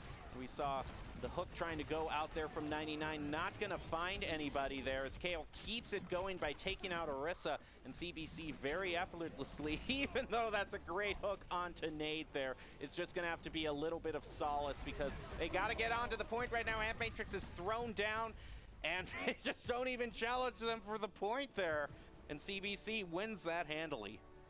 Yeah, the Pharmacy got picked off, and then they simply couldn't get back in time. The Roadhog stayed alive, but he wasn't contesting whatsoever. He was hanging back, getting his one pick onto Nade with the hook, and CBC takes it. Definitely proving they're the better, closer-knit team.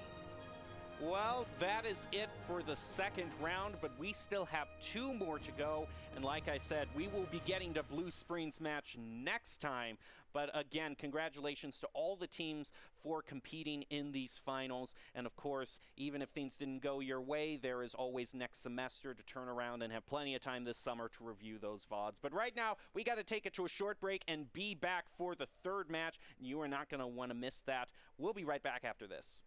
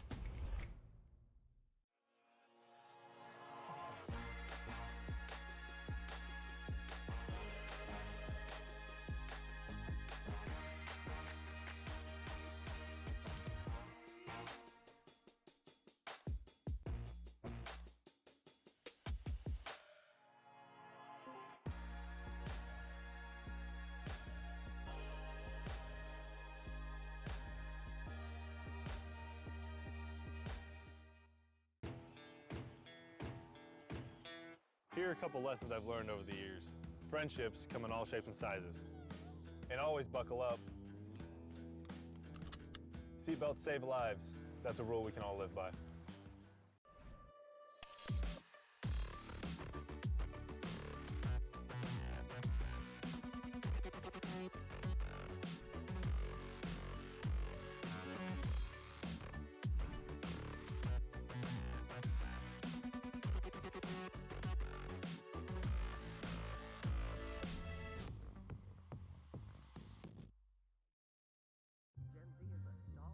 The news says Gen Z is struggling. I've got news for them.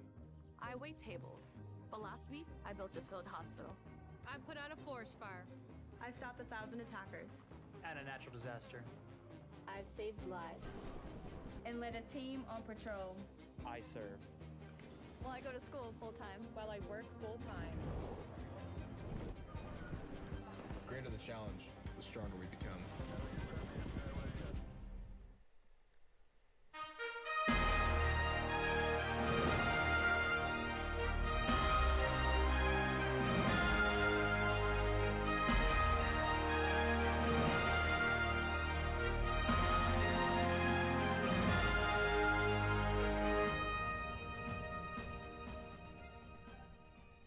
Welcome back to tonight's coverage of the Missouri Scholastic Esports Federation Overwatch quarterfinals. I'm still your host, Jacob Join Palmer, joined by Brenner Bear to call all the action for you tonight. And Brenner, the first two matches we have seen have been 3-0 sweeps. So what has really been the main thing that you think has stood out in terms of these teams being able to get such complete victories? It's definitely been both their flexibility as players to play a much wider variety of roster, or when they don't, they can play their pocket picks better than the other team, as well as just tempo and team play.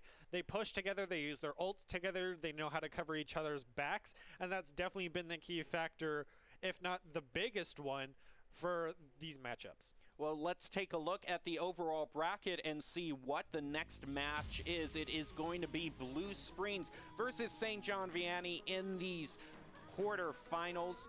The Wildcats have definitely been a huge force, one of the top teams on the bracket to face, and it is going to be a very tough matchup against them. Yeah, we see in the prior bracket, they even had to forfeit. They could not go for the win. So the Wildcats coming fresh into this should definitely have a strong showing, being their first game in this tourney and hopefully onto the semifinals, because everyone wants to be in the semifinals and hopefully the finals and then win it.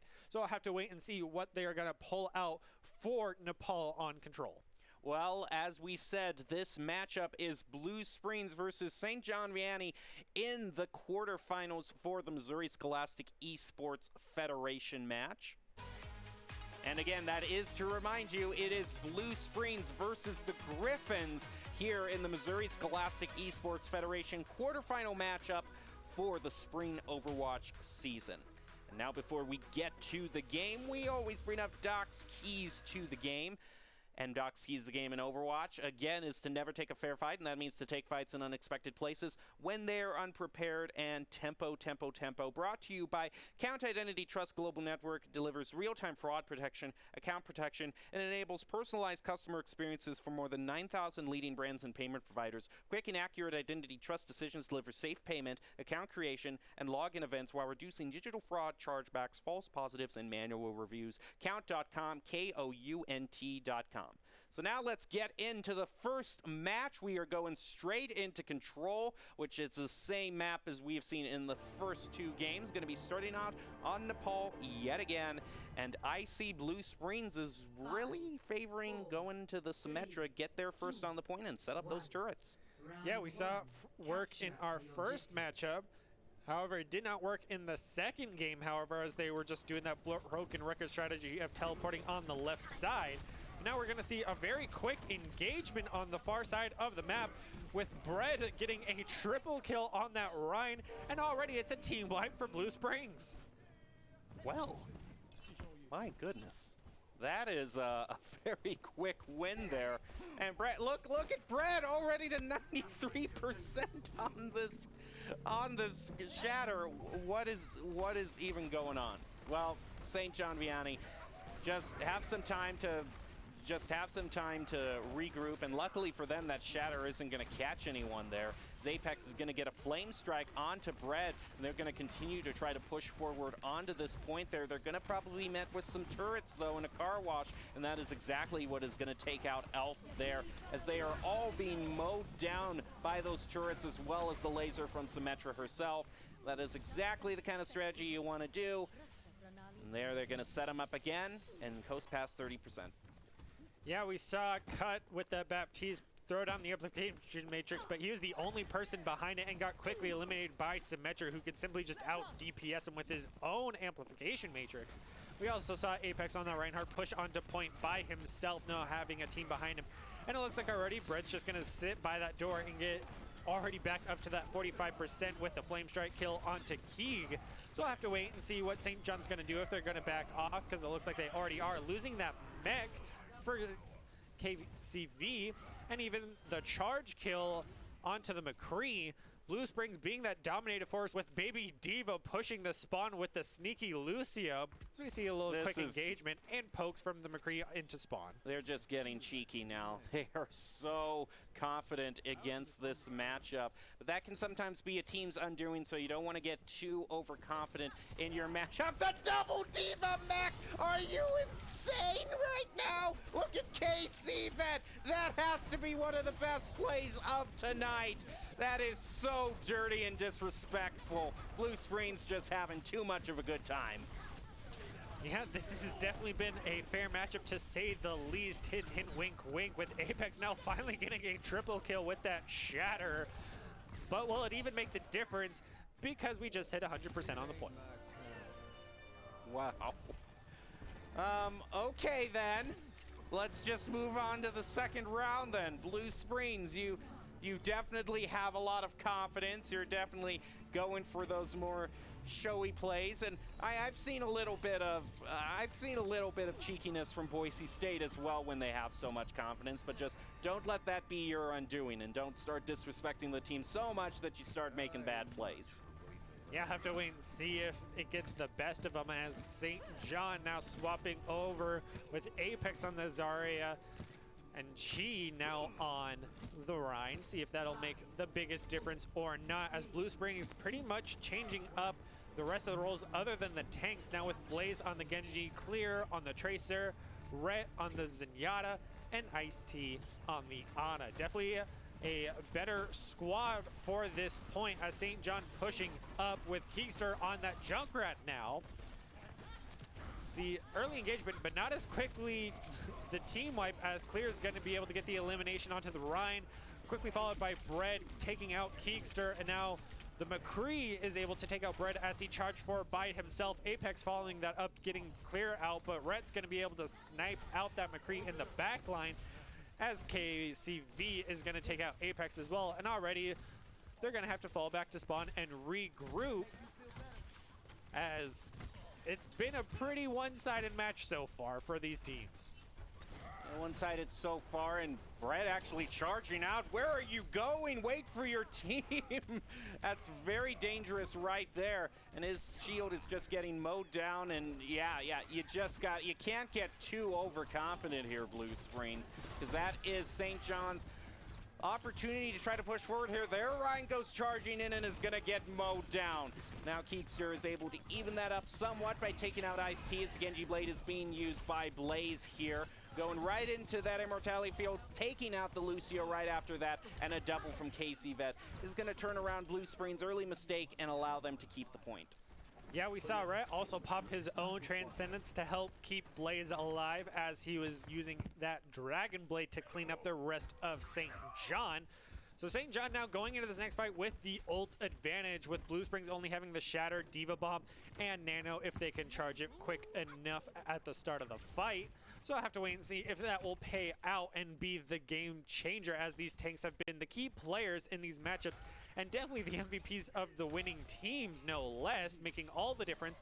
And if this grab lands on at least 3 members, they don't have that Baptiste to deny it, or the sound barrier, so it should definitely be a strong showing for St. John if they're able to land it. We do see the amplification matrix come out but it is simply line of sight. And Soundberry comes out to defend against the Diva Bomb, and it doesn't land on anyone. We see 2 eliminations go for the side of St. John as Apex on the Zarya just beams down Ice-T. We see the Ryan 1v1 along with the Diva as she is able to win that fight, and St. John finally takes the point.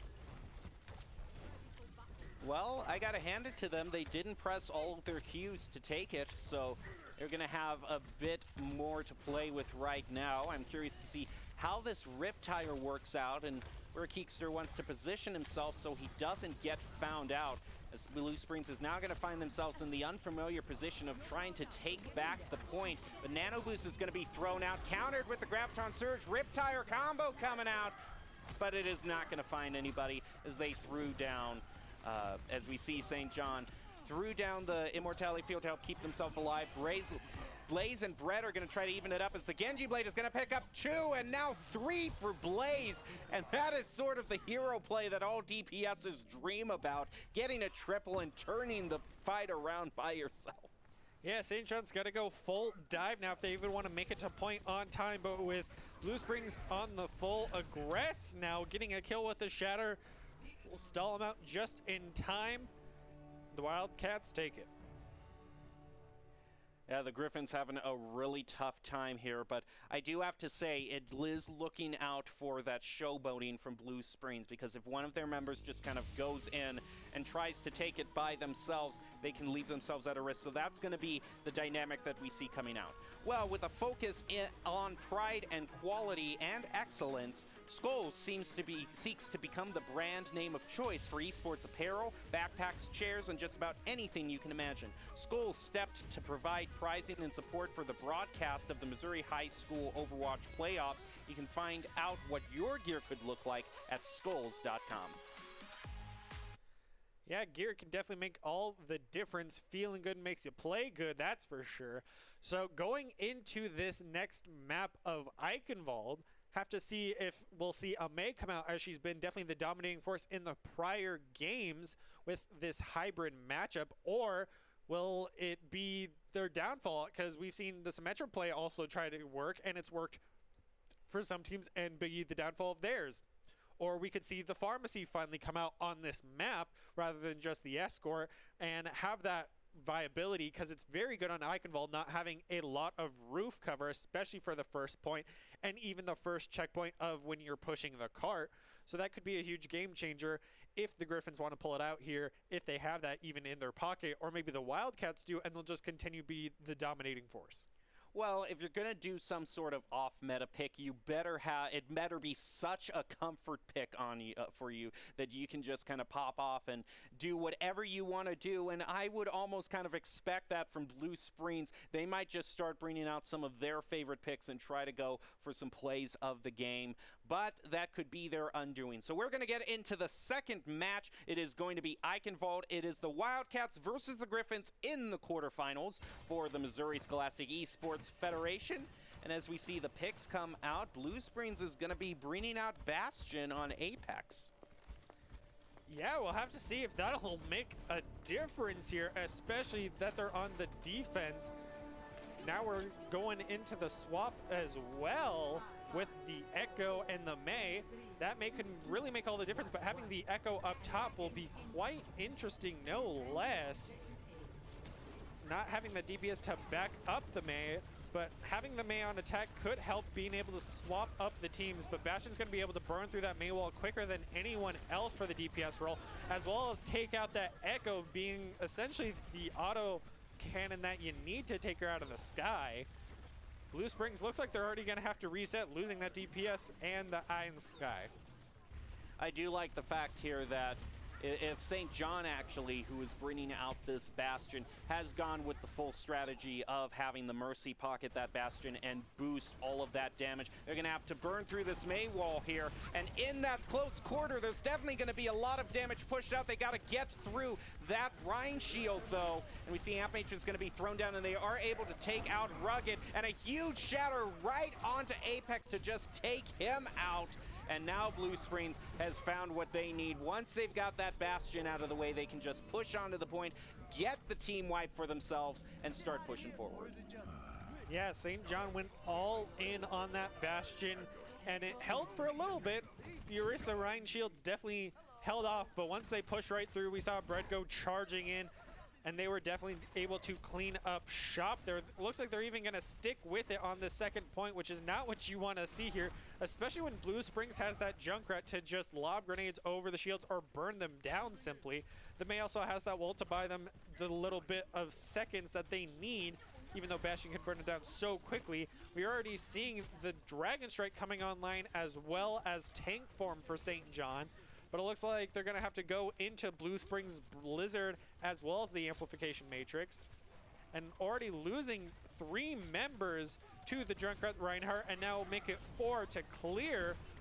This May's making the difference as we see the charge off the edge for Bread. This aggressive playstyle is what we've seen win in the past. With only 1 person on the cart, things are looking good for Blue Springs right now. Yeah, and I don't know if this Bastion can get enough mileage out of this tank ultimate to warrant staying on him. I was going to think, you know, you might as well, if you're going to use Bastion at this point, you might try to get some sort of high ground here, but now they're at the point where they can't use any high ground, and they're just going to use the Flame Strike right through the narrow door with the help of the Amp Matrix and just let that do all the work for them. Another team wipe for Blue Springs, which has no signs of slowing down. Yeah, we even see the solo Diva Bomb come out just for the heck of it, because looks like he wants to get that Diva Mech kill once again. He got 2 in the first game. Looks like he's going for more here, as he even has the gold Diva pistol, really flexing on these St. John players. But looks like they're not even going to find him as the Blizzard comes out for Blue Springs onto a handful of members. So does the Riptire. We're going to see the double kill onto the Mercy and the Bastion, with Hanzo only able to pick up 1 onto Bread. They're going to lose the Immortality Field, and it looks like they're even going to have to just run back to spawn at this point to stay alive against this aggressive Blue Springs team. And there you go. Blue Springs taking it with 4 minutes, 40 seconds left on the clock. That's a tall order. Yeah, Blue Springs, the dominating force with 4 minutes and 40 seconds on the clock, getting all the way to the final checkpoint with the cart. That's pressure on the Griffins if I've ever seen it, because that Bastion did not pay off and they never swapped off of it in time.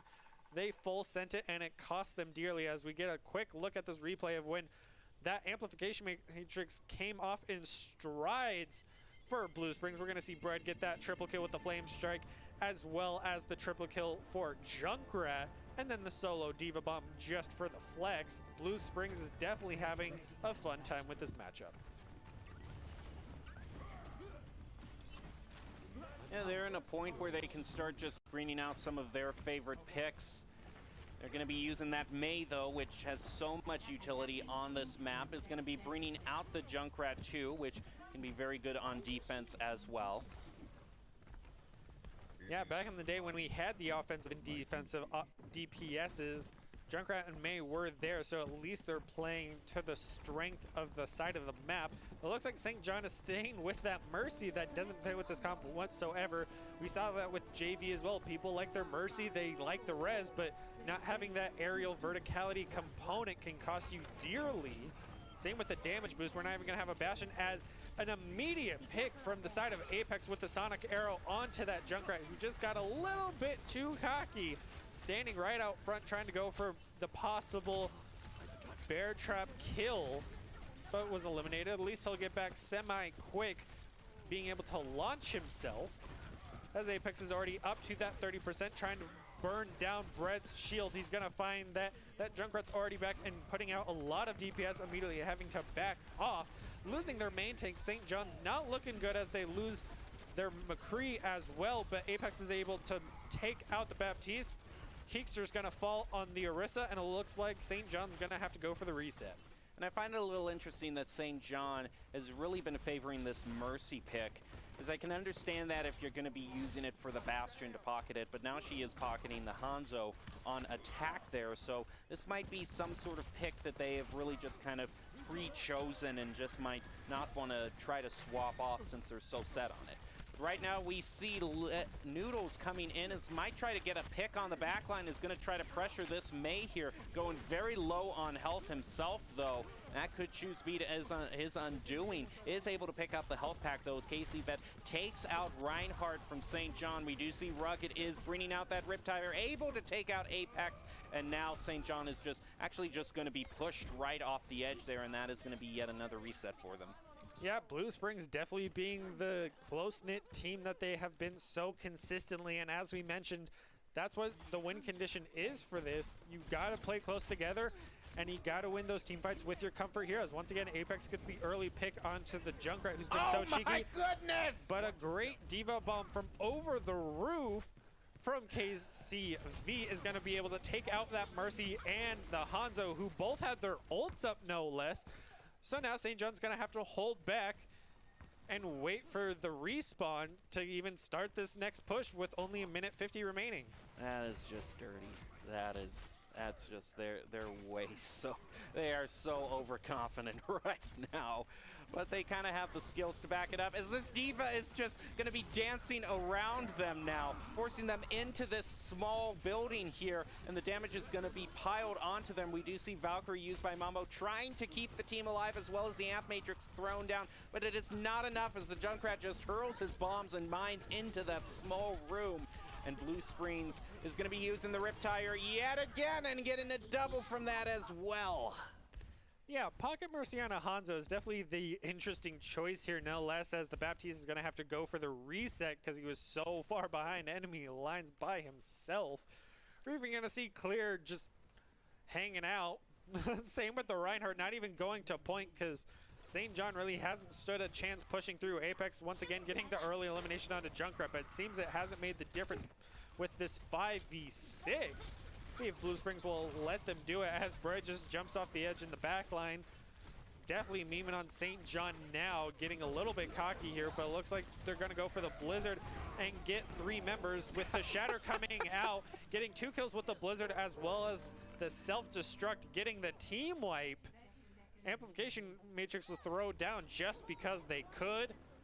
St. John's going to have to go full dive if they even want to touch the point, but I think they've kind of lost their spirit here. Okay, Blue Springs, we get it. You're going for the replays.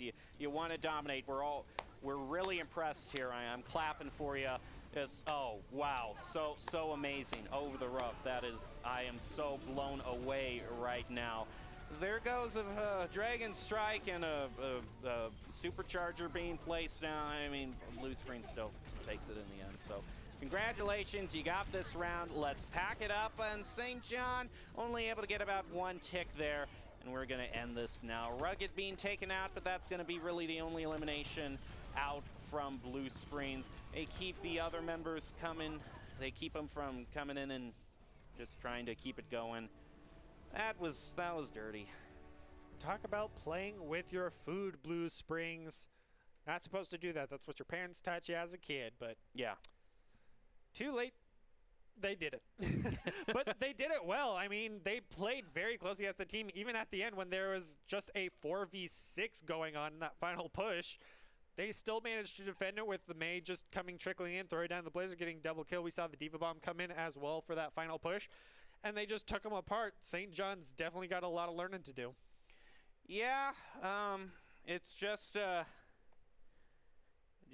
dust yourself off, I guess. It has just been an evening of steamrolls so far, and Blue Springs definitely looking set to go on to the semifinals. But we still have one more map. We have Rialto to go to. But if I remember correctly, both teams that won the past 2 games haven't even allowed the opposing team to get to the first checkpoint. So they've set the pace, and Blue Springs can't. The real question is, can Blue Springs keep the pace of the night going and prevent even 1 point from being taken? Yeah, it's definitely looking to be a 3-0 situation with the difference between these 2 teams in skill so far. But we'll definitely have to wait and see, because anything is possible in Overwatch. Nonetheless, you get a couple cheeky picks and you'll start pushing, and if you can snowball it could all go downhill from there, but this is an assault. So with Escort, there's definitely a comeback mechanic there. Have to wait and see. Maybe we'll even see a full stall with a Bastion Torb just to meme on them with Blue Springs that they've done so consistently in this matchup so far. Well, now we move on to the third match, going to be Rialto, the Griffins versus the Wildcat. And the advice that I would have to give to the Griffins is I understand it's not fun in any game to go up against a team like this that is so overconfident. But that is Blue Springs' main weakness. So first of all, a great shout out for the Griffins for just sticking through this and showing the tenacity to keep playing. That just shows great, sportsmanship, so I gotta commend you for that. But also, look out for Blue Springs being out of position here. Some of their members want to try to play and just have fun with you, but if you are able to have the team coordination to be able to pick them out when they go too far into your backline, that's gonna be the way that you take this back. Yeah, and already we're seeing a very strong showing from Blue Springs as they went for the Bastion play, not even on the cart yet, just went around the right side with that Baptiste Mortality Field and wipes the floor with St. John, as well as Ice-T on this Widowmaker. Fell low at the start of the fight to Elf on that McCree, but wasn't enough and was able to get the pick as well. The Bastion now just gonna straight up spawn peek the best he can and take a lot of damage onto the St. John team as they're coming out. You mentioned it, the Blue Springs are playing very far apart, so maybe you'll be able to get a couple cheeky picks, but it looks like it's not even gonna matter. They're on the boat now. Yeah, it is full just sit and shoot because St. John's trying their best to get a little eliminations. They're able to pick up one onto the Mercy, so there is no res there, but they're quickly going to get re-answered by losing 3 members, make that 4, and already we're at checkpoint 1 with 5 minutes remaining. I mean, they just can't get tilted here. They have to be able to reset as a team. But as much as we're talking about Blue Springs being split up, St. John is also being split up. I mean, what is the Reinhardt doing there, apart from the rest of the team? So they really just need to take a breather and refight as a team. It has been the team coordination that has determined these games. And St. John has that opportunity to try to get that advantage over Blue Springs, which is very overconfident right now and just playing alone as if it's a team deathmatch. But if St. John can just take a deep breath, fight as a team, they can take this back. Yeah, their win condition is definitely rugged on that Bastion so far. They were able to take out Ice-T, but with the Amplification Matrix just a bit too far behind the Bastion, it doesn't matter as he's quickly able to just burn that McCree down even with the flashbang. The grab is going to come out along with the Riptire and the Shatter, but nothing lands whatsoever. But they are going to be able to take out Blaze on the Roadhog and Noodles on the Orisa, as well as the elimination onto Rugged in tank form. Retcon's going to go for the reset, but Ice-T's going to pick up one little cheeky pick onto the Lucio. Well, they got their stop. That's the main thing. And the main thing is Blue Springs was loaded up on ultimates, and they made them burn through 3 of them. But they're still going to have a lot left here, as that is a great hook right there. Unfortunately, the Zarya bubble was on that hook target, so Blaze is going to bring out Whole Hog and take out Keekster and continue to push forward here for Blue Springs. They've found his stuff. What is that Ryan doing over there, Doretta? Where are you? Where? Your team is right there. Hold up the shield in front of your team. You're a rectangle, man. Don't go trying to get flanks and picks. You're not Blue Springs right now. Just don't try to get picks into the back line as a Reinhardt. Yeah, Apex actually on point with these bubbles, saving a lot of the hooked victims, but it seems not to just be enough with the tank in the back line, and the rest of the Griffins just all over the place. Blue Springs just going to push right into their spawn because they have freedom of the map at the moment. Not a fear in sight. The grab now coming online for St. John, but it looks like they're going to have to deal with the Orisa in the backline with the Bongo just hanging out in the back. It looks like Blue Springs is also going to have the Whole Hog and the Valkyrie coming online. St. John has the Amplification Matrix, but with only 3 members alive, 2 of them being tanks, don't even throw it down, just go for the reset, as the boop coming out from the Lucio is going to kill the Reinhardt. It definitely seems like all these players are just it's like they're treating this as if it's team deathmatch right now. And this is, oh goodness, Blaze. You're being... Oh, okay. Congrats, you got it. We're very impressed right now. As the Bastion is going to come in on the point with the Amp Matrix thrown down from St. John, and Mambo is able to get the pick onto that Bastion, and that's the start of a team fight I want to see, as Elf is able to take out Noodles there. Now are they going to keep pushing Blue Springs back and make some space for themselves? They are moving towards the Roadhog here, but are going to keep on this point. And hey, a hold's a hold. That's your first team fight win, so let that start to be some momentum for you, St. John. Now they just have to hold out for a whole nother 3 minutes here, as St. John now has their 5 ults, but gets burned down by that Bastion in the backline. They will end up trading. Whole Hog comes out along with the Shatter and the Sound Barrier, finally able to cancel out the momentum coming out from Blue Springs, as he's quickly just hooked and missed the charge. Valkyrie's coming out as well to give him the damage boost and the healing he needs. Blaze being that one-man army that Roadhog is, being the dominating force, landing an amazing hook onto the Baptiste, who is flying in the air, no less, from those frog boots, is going to get taken out by the Riptire from behind with the help of his teammates. But with so few members remaining, they do have the spawn advantage, but it looks like Blue Springs is finally going to go for the reset, and recognizing the fact that St. John's actually playing close as a team with that spawn advantage.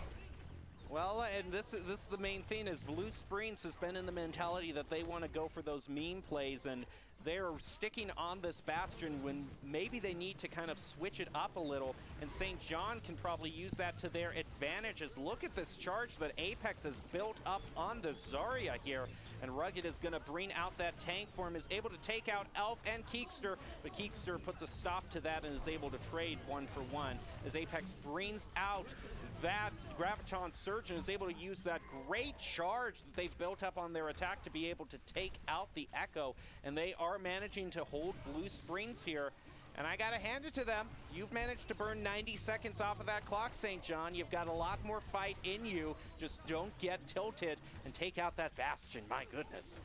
Yeah, he got a triple kill before he was even eliminated, with Valkyrie coming out, keeping that Winston alive, going full dive right now. Apex is really popping off here on this Zarya, getting a 100% charge and maintaining it for a super long time, even getting a kill with the Graviton Surge on Ice-T, as you mentioned. But now with the rest of Blue Springs pushing into their spawn at the door, St. John did not have a chance as soon as Apex fell, no less. But look at the time they have left. 1 minute, 8 seconds. I mean, they were able to hold Blue Springs for a good amount of time on that third point. And this is a winnable fight. If you can get to the final point and have a decent amount in overtime, this isn't a situation like it's been in the last round where Blue Springs has over 4 minutes left on the clock. So St. John showing some promise and might be able to come alive, as they have to go for the offense now. Yeah, they'll definitely have to deal with Ice-T and Rugged Fish, who have, on these DPS roles, definitely been a force to be reckoned with. That Bastion usually trading 3 for 1 constantly with Keekster on that Junkrat as well, but it looks like this time they're going to be swapping over to the pharmacy with the Echo, so Mercy's going to have the work cut out for her, but at least she has that Ana to help back her up and hit those snipes on those flying DPS. But St. John's going to have to go pretty much all hit scan if they want to try to counter this aerial, so I wouldn't be surprised if we see the McCree and Soldier swap off pretty quick from this Hanzo and Junkrat that they have. Also, that Wrecking Ball is going to cause a lot of havoc, with Blaze being this one-man army on the Roadhog. He's looking for that boop with that grapple around the corner. Same with that Junkrat just hiding right behind the wall. Or is that Pharah? I could not make out the difference with the silhouettes. I believe it was the Pharah going for the boop if they go out the sidelines. He's going to show himself, try to bait him over, but they're not going to do it. If they want to play correctly as a team, they want to go for it. They're going for the boops the best they can, almost rolling off the edge himself. Noodles trying, but you got greedy. Unable to get anything. Ice-T is end up going to fall to the Baptiste, going back to the same position for the rehook. Yes. Apex is going to be able to get the hook onto Blaze. St. John's playing to win here, definitely coming alive in this third game, possibly going to break the 3-0 streak with how strong they're showing already. Well, they still haven't swapped off of that Junkrat and Hanzo yet. So that Far Mercy, if they can take it out early enough, That'll be something that they can get a little bit of a breather on. As one of their members gets hit with the anti-Elfie going critical there. He's going to be able to heal back up as we have Barrage available. They got to keep that in mind as Barrage has already been charged up for Blue Springs. They're going to use it, but the Baptiste is going to be able to take it out, but not before it takes out Keekster. And also Blaze and Redcon were able to get some picks there as well. Yeah, very fast charge on that Barrage as the res comes out completely uncontested. And now we like Elfie swapping over to the McCree. We got some hit scan now. Yeah, that's at least one. The Baptiste doing his best there. Keekster definitely outputting the damage, but as we see the boop come out onto Apex already off the end, losing one of their tanks. As we did see the swap over to the Reinhardt to try to prevent a lot of that rain hell from above. Another boop attempt, but not gonna get it. The damage boost coming out in strides, already getting back up to 50% with the mines online. With St. John only having the amplification matrix, getting very close to the whole hog, but if he keeps getting booped off, he will never get there faster than the base rate. The mines are going to come out on point, as well as Valkyrie to keep his team alive. Reinhardt in the backline charging through, as is tradition with these matchups so far, charging right in, going to lose his life to Blaze, being that one-man army as Roadhog is. A lot of rockets landing, already up to the 70% for this Pharah. And now 3 ults make that 4 on the side of St. John. This next team fight should hopefully go a little bit better. Blue Springs is going to res onto Retcon there. And the Riptire is available to Keekster. He's just got to set up in the right position so he doesn't get mowed down by Farah's missiles here. Farah is definitely going to peek around this edge, Rugged, trying to get some sort. That's a great pick onto Ice-T there. And Retcon is going to use the nano boost, as well as Whole Hog being brought out by Apex, who gets taken down from all the damage being pushed out there. Keekster is going to try to turn this around, but the Riptire is going to be taken out by Retcon before it can make any damage. Keekster is now just going to go try to do an aerial attack here onto this Roadhog and is able to take him out, but is facing so much damage from this Pharah. It's just the Junkrat's worst nightmare is that Pharah just raining down damage from above.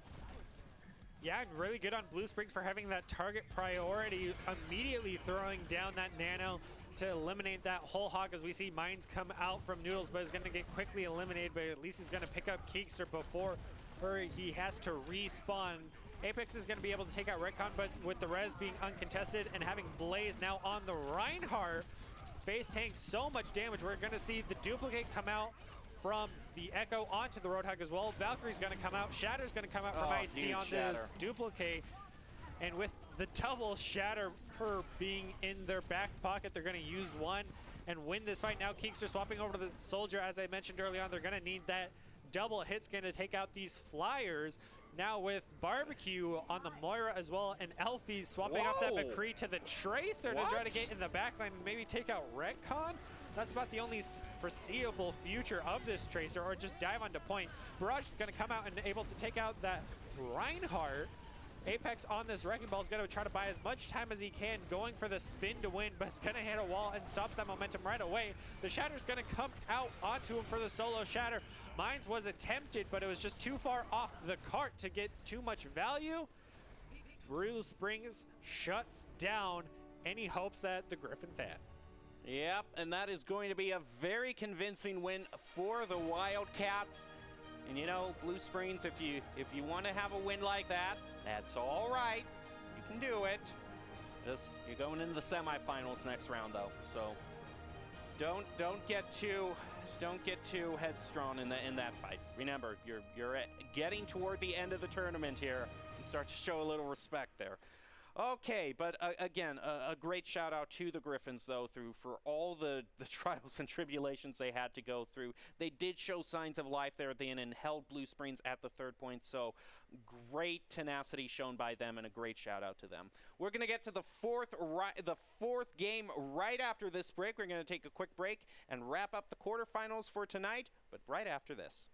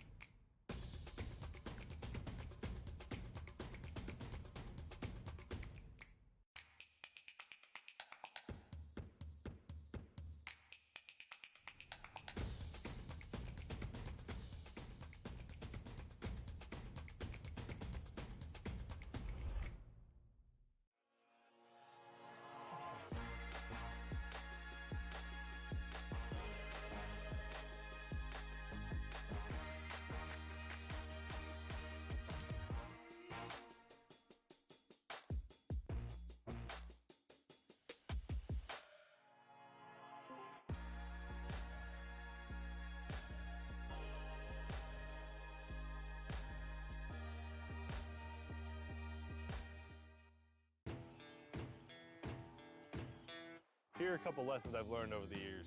Friendships come in all shapes and sizes. And always buckle up.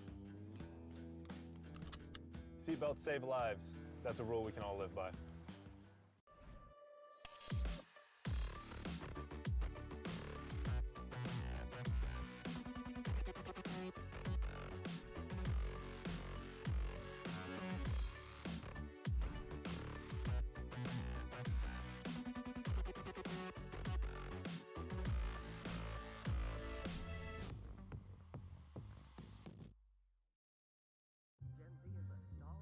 The news says Gen Z is struggling. I've got news for them. I wait tables, but last week I built a field hospital. I put out a forest fire. I stopped 1,000 attackers. And a natural disaster. I've saved lives. And led a team on patrol. I serve. Well, I go to school full-time. While I work full-time. The greater the challenge, the stronger we become.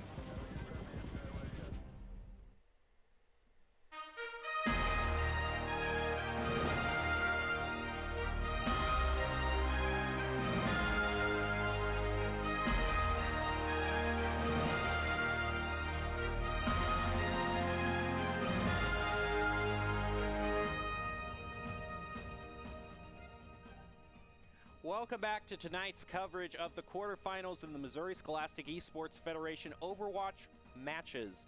I'm your host, Jacob Jem Palmer, joined by Brenner Bear. Call the last fight of the night. It is going to be Wellnap versus Ozark, and all the matches tonight have been 3-0 steamroll. So do you think that we might at least see a fourth game tonight? I'll have to wait and see how the first game goes on Nepal for Control, because that's pretty much been the trendsetter of who dominates and who gets rolled over here.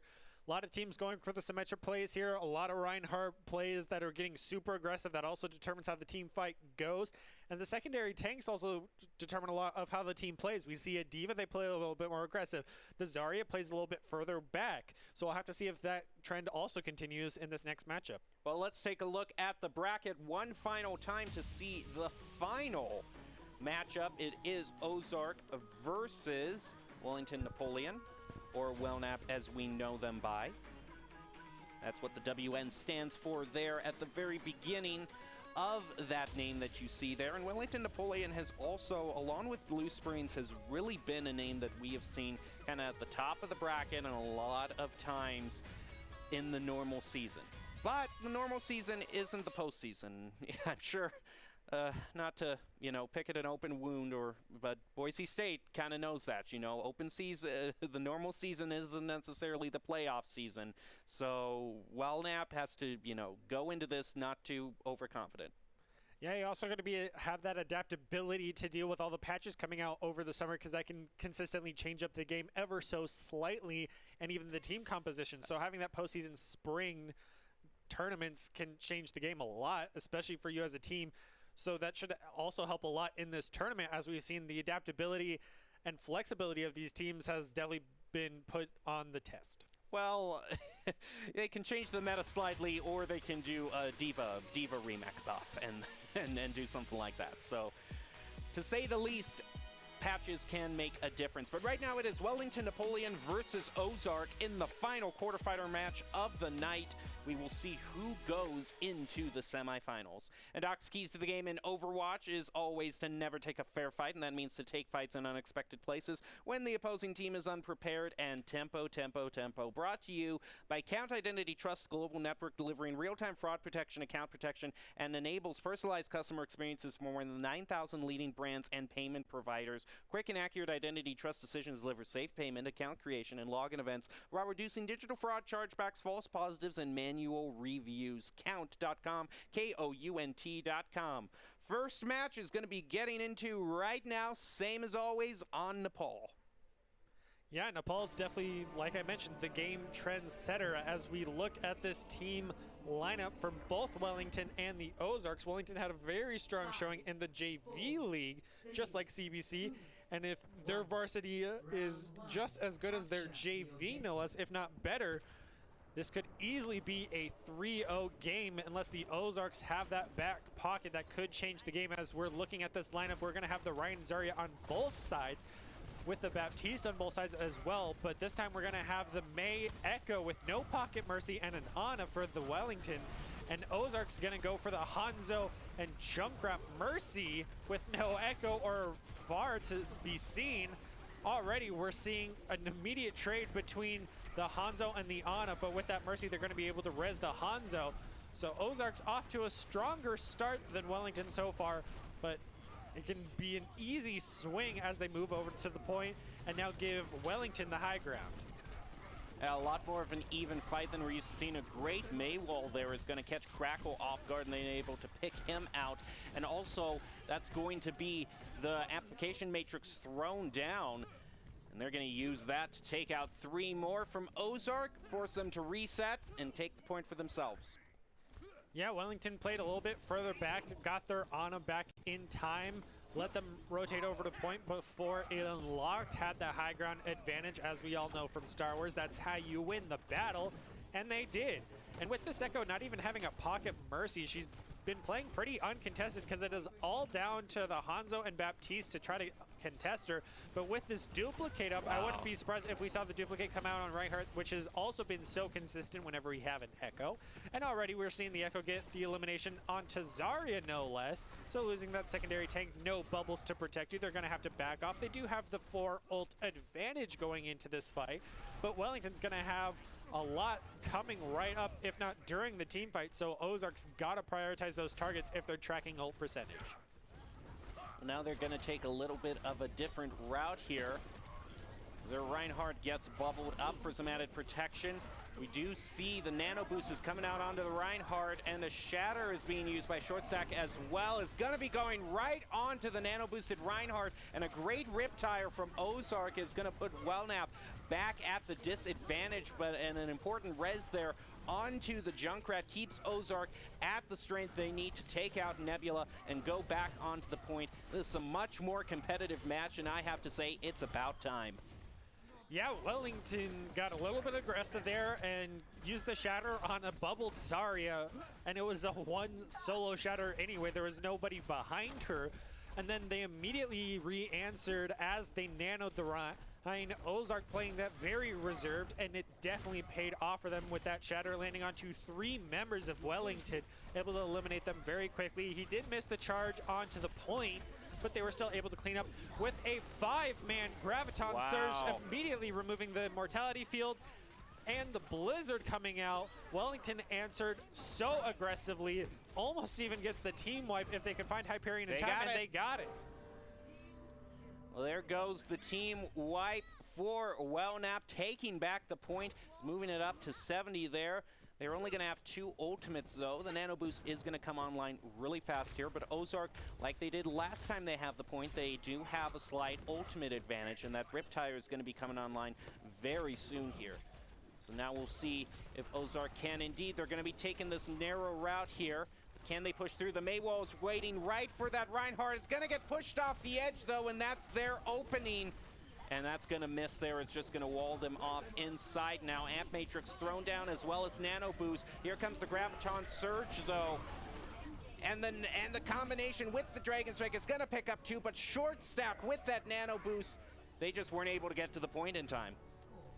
Yeah, Wellington stalled that out as long as they needed, and the Ozarks just kept going right side, needed to go down the middle in order to even pay attention to the objective, because this isn't team deathmatch. We're seeing a lot of kills happen, but it's control. You got to get on the point, and they simply just didn't. And I'm curious if we're going to see Mason still on this Echo this time, on Shrine no less. You're stuck indoors. Not a lot of open spaces for you to just fly around, but he was most uncontested most of the time as no members of Ozarks were looking up. And now they don't even have the Baptiste for the hit scan, which little he provides. And now with Hanzo swapping over to Genji, Ozark's team isn't looking that good going up against Wellington. Although they do have the Doomfist and Echo, so that little dive combo that they could go for can definitely pay off with having the beam getting below half HP, burning them down, with the Doomfist causing as much chaos as he can. The Genji doesn't really work for the Ozarks team. He's dive. You want something like a Winston to keep him alive, not a Mercy, because she'll die if she tries to follow him. At least Wellington's prioritizing the point better than the Ozarks so far. Almost able to cap it, but have yet to see elimination. And as soon as I say that, we're seeing a 4-man elimination coming out from the side of Wellington. Make that 5. Are they going to be able to find the 6? Nope. Mercy, she got away. They're going for it no less. They have the Doomfist, but it looks like he's just going to jump off the edge and miss her. That's a bit unfortunate now because Ozark can use the next few seconds to their advantage to try to push forward as a team. At least if one of them doesn't get picked off, but they're waiting to regroup now. And there's a swap off there from Cake, is going to be moving on to the Baptiste. We also saw the swap to the McCree as well going into this next fight. So they lost that ult percentage. They're getting pretty close to the sound barrier for this, but I don't think they will be able to charge it in this fight if he's picked off early enough. We're going to see the grab come out on the side of the wall and only land on the Roadhog. A great 3-man ante comes out from Matty Ice with the Immortality Field, was immediately destroyed. Amplification Matrix comes out, and that's a team wipe for Wellington once again. Well, I was hoping for maybe this could have been another really close back and forth match, and Ozark, please, please, please let that prediction from me come true, because I don't know if my heart can take another 3-0 win. But Wellnap is certainly doing well right now, and they're going to struggle to push past that narrow choke point, but Milk is taken out. But a Shatter is going to answer that back from short stack, but not going to pick anyone up there. And a counter Shatter from Crackle is going to go through. He gets hit with the ante though and is taken out by the Meteor Strike. And now there goes McCree taking out Big AV there with Nebula taking out Cyclone.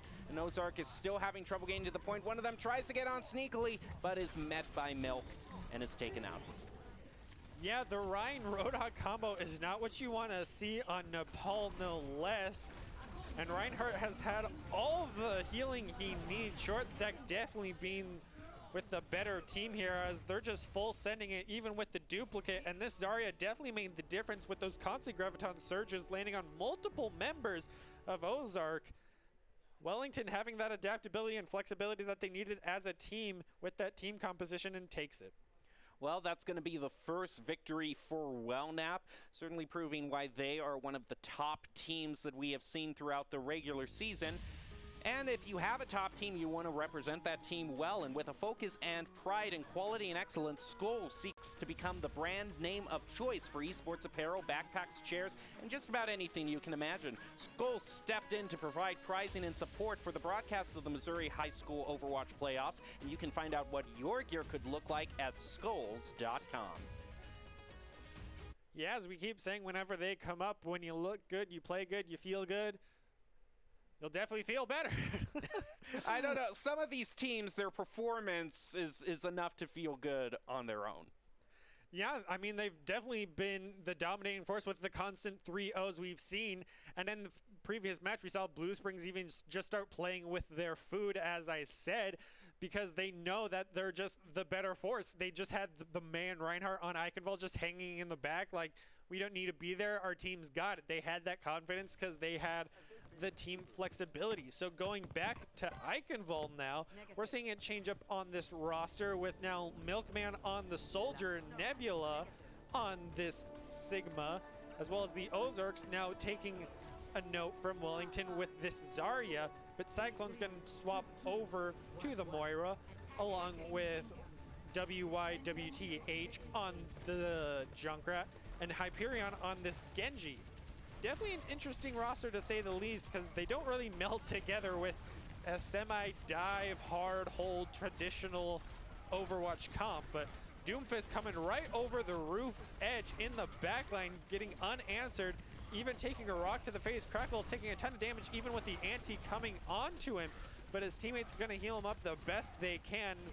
No member falling just yet, but that will probably soon change as Crackle gets separated from his team, but looks like that Junkrat's going to be able to take out Big Gav as they rotate over to the point. Wellnap trying to get onto the point there. Excuse me, Ozark trying to get onto the point. And they are able, why with a pick onto Milk puts them at a slight advantage, and they're going to now use the Coalescence to indeed push onto that point with a nano boost as well. It's hits with the sleep dart there, and then a gravitic flux as well, and that nano boost now wears off. And that gravitic flux, the follow-up that came from that, was enough to turn the entire fight around and get a team wipe onto Ozark. Yeah, Ozark's really strong showing right off the bat. They just couldn't wipe enough members in time. They just came trickling back. And eliminating that Doomfist first is not what you want to see, because he can get back faster than most Overwatch members. So as soon as he came back, the Gravitic Flux came out, and we saw a 3-man right away. And then 4-5 team wipe, there it was. So now, with this upcoming team fight, we're gonna see the Shatter and hopefully the Tire come out here for Ozark, but it looks like he's gonna get slammed right against the wall and fall down to 95 HP. His healer's having to put everything into him to keep him up. Shield getting to 300 HP. He's gonna have to keep that down. As the Anti comes into the back line, falling onto the Baptiste, the Genji, and the Zarya, with both of them getting eliminated. Zarya's the only one able to live through it, with the Junkrat getting eliminated and the Meteor Strike taking out the other 2 members. It's almost a team wipe as the Baptiste spawns just in time. Wellington continues to be the dominating force in this matchup. But good on Ozark for 2 reasons. 1, they didn't use any of their ultimates in some sort of panic response. And 2, they have at least gotten 1 tick in one of their pushes. And just taking those one at a time can eventually get to where you need to be in terms of taking the point. So they did also manage to force out that Meteor Strike from Big AV there. So it wasn't all lost, even though that particular push didn't work for them. But now they just got to wait until the advantage is in their side there. But Hyperion is going to be taken out by Big there. And that's going to put Ozark at a slight disadvantage there. Wellnap is going to be using the Gravitic Flux, trying to get it onto the Junkrat there. But instead it's going to be taking out Cyclone there. And Big is still continuing on to get pick after pick onto Crackle there. Short Stack and Turtle Man also getting one for themselves, and Ozark has to reset again. But now their time has finally come. Now they've built up their ults. Yeah, Wellington's getting to the point where they're just acknowledging the fact that Ozarks haven't really stood a chance yet, because with this awkward team comp, we have the Junkrat that can burn down the shields of Wellington, which is good, but then we have the Genji to try to execute the weaker targets, but he hasn't done that once yet. Maybe they're going for the Nano Blade play, but we haven't seen either of them come out. Maybe they just want to press Q at the same time as they have all 6 up. There's the Shatter first. There's the Tire. Are we seeing more follow-up, or are they just going to leave it at that? They're able to take out 3 members of Wellington, so they should definitely start pushing now. They're definitely slow with the push. They see the Ana. Genji's going in on her, but have yet to get the elimination. They finally capped the point. Ana's still alive for just too long. And when she is finally eliminated, the rest of her team is back alive and already charging their ults. Ozarks did well in that fight, only having to commit 2, and finally we're seeing a change off Junkrat onto the McCree to deal with that Doomfist. That is something I quite like to see here. I have a lot of respect for Ozark right now, because they're really the first team to go in to the second round down 1 point in the overall match and be able to take the payload and not be completely shut out. And they're showing a lot of coordination and discipline with how they use their ultimates. They're using ultimates right now. Wellnap is just going to use all of them and press all of their Qs. That's going to be great. You got your team wipe, but now you only have that tactical visor left. Yeah, but with the auto aim, you can definitely pick off the weak healers in the back line. Still waiting for that Nano Blade to show up. As we see the flashbang come out, and Crackle gets a quick little stun for himself. We did see Shatter committed there by Wellington as well, but didn't land on too many members, as the Amplification Matrix with Milkman behind it was outputting all the damage they needed. Ozark going into this next team fight is definitely going to have to look for a pick. Genji's looking for that Nano Blade, but is immediately displaced by Doomfist. The Dragon Blade comes out, but no Nano in sight, as it is immediately re-answered with the Attack Visor, which gets a triple kill there for Milkman in the back line. Hyperion never got that Nano Blade, as we wanted to see. Only got 1 elimination, as team paid the price for it. Well, they still, oh, look at Big here trying to get this pick here, but he is all alone. Can they punish that? The rest of the members around him. There's one on the point. What is he doing on there all by himself? Oh, and they could have given Ozark the chance to get to the second checkpoint right now. Can they follow it up right now? Well, there goes the Gravitic Flux just coming online there for the SIG, and Amp Matrix is going to be thrown down. Is he going to use it? He does throw out Rock there, and there's a huge shatter able to take out Turtle there, and also Short Stack was also taken out from Wellnap. Despite being hit with the anti-Ozark, is pushing through right now. Big again is trying to go for the hero play at the very back, is able to take out Cake, but now the rest of the team has turned around, but it is still a second checkpoint taken. No, they're just 0.03 meters from it, and they're going to use the Nano Boost as well as the Gravitic Flux here, and they are turning it around, and with overtime and no time left on the clock, that is going to be it for Ozark's push. Right there, for me personally, Matty Ice is the MVP because he got a kill with the Sleep Dart. Never seen that before in my years of playing Overwatch, so big respect to that auto play, no less. And as you mentioned, Big in the background killed the Ana and bought his team time. Then we saw Nebula come in with the Sigma. We saw Deadeye used for the side of the Ozarks, but it simply did not get the value he needed because the Nano came out onto Nebula to keep him alive in the fight as the rest of the Wellington came in. And they simply won that team fight. Ozarks just didn't have the steam in their tank to keep going, it seems. As soon as the rest of Wellington came in, they just didn't have anything in their toolbox to fend them off. So going into this defense, curious what Ozarks might try to pull out here because they needed to swap off that Genji much sooner, and they never even got to use that Nano Blade. Well, they're going to try to go for the Nano Blade composition here with Wellington Napoleon. Yeah, Wellington's definitely going for the up show here, like, here's how it's done. And I'm scared that they will do it better as they've been the dominating team so far. But Ozarks does have the better looking team, minus the Mercy. Just swap her out for Baptiste or something, just not Mercy because you don't got that verticality. Maybe with the Hanzo you could attempt something, but damage boosting him or the McCree is not going to make the difference here. Nebula and Short Stack on these tanks have definitely been the dominating force against Crackle and Karn so far. But we'll have to wait and see. Maybe defense is their play here as we kick things off. Already Milkman is getting up to 15% with that damage output, and so is Crackle. But they're pushing right into the face of Ozarks, taking out Crackle right off the bat, losing that main tank. Things are not looking good for Wellington, or for Ozarks, my bad, because Wellington is just taking them out, even getting elimination with the Rock from Nebula. Looks like they're going to cap the point with 3 minutes remaining, no less. Ozarks collapse just like that. By any standard, this is going to be a very tough hold for them.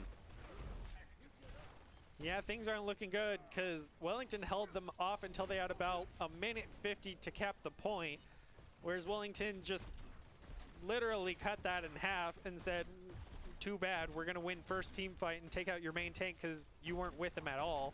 They don't even have the able to cut him off. They just ran over him like he wasn't there. They're definitely up showing Hyperion on this Genji. Big gap, definitely showing how it's done. They definitely don't need this Junkrat or Hanzo either, with ults finally coming online. Valkyrie used as soon as she gets it, but is quickly eliminated, not even having a chance, as it's almost a team wipe for Wellington Napoleon here. Basically, that's about the effect of it. They're going to have a lot of ultimates too, as Ozark hasn't really built anything up there, and they're going to swap off two.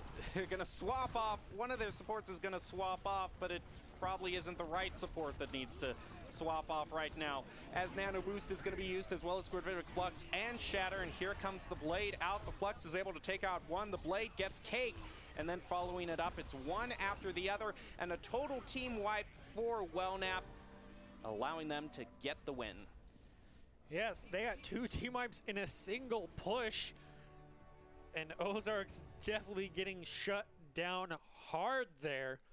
So going over to this next escort map, I don't think things will end well for the Ozarks. Well, one more shout out to Skulls with a focus on pride and quality and excellence. They seek to become the brand name of choice for esports apparel, backpacks, chairs, and just about anything you can imagine. Skulls stepped in to provide pricing and support for the broadcast of the Missouri High School Overwatch playoffs. Find out what your gear could look like at skulls.com.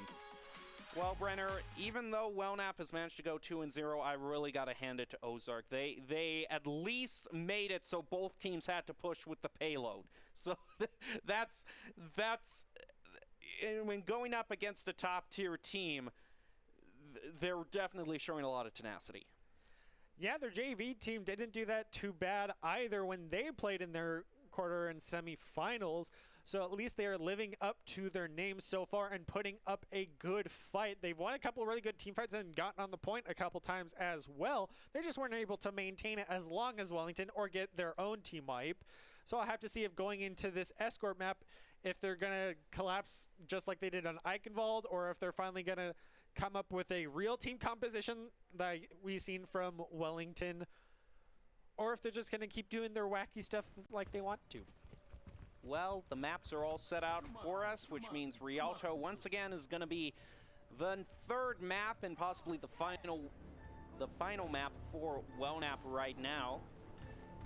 It's just going to be a question of how far Ozark can press here, which I would wager they already broke the trend on Eichenwald with getting the payload. So can they break the trend here? It'll at least be a feather in their cap that they were the one team tonight that got, if they get 3-0, which is yet to be seen, but if they do, at least they can take the first checkpoint and say, hey, even if we didn't make it, we at least put up a fight. So we'll have to see how that turns out. Yeah, well, going through the first team fight, we already saw Big Gav in the back line dealing as much damage to Crackle as he can because they want to separate him and get the early elimination. And we're already going to see Milkman take out Hyperion, who doesn't have his own pocket mercy. So already he is being the dominating force in the skies. And thankfully, Hyperion's recognizing that and swapping over to the Soldier. Don't know why the hit scan was the best choice, maybe because McCree was already taken. Would have liked to actually see the Reaper with how brawly Wellington has been so far, especially with the Doomfist, as Milkman gets his second elimination, and a three-man shatter coming out from Nebula now on the Reinhardt, and Big Gav getting two more, trying to go for the team wipe, but is unable to get it. Now Ozarks with Karn on the Roadhog. Not what you want to see. Well, trying to get him in a pick there, and that is a great pick for Big AV there.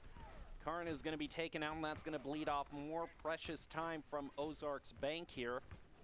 Now they're all ready again for another push. We see Doomfist there. Big AV trying to find out what squishy he wants to take out in the back line as the ultimates start to build up. Here comes Deadeye from Milk here, not quite using it yet now. They're still holding on to everything.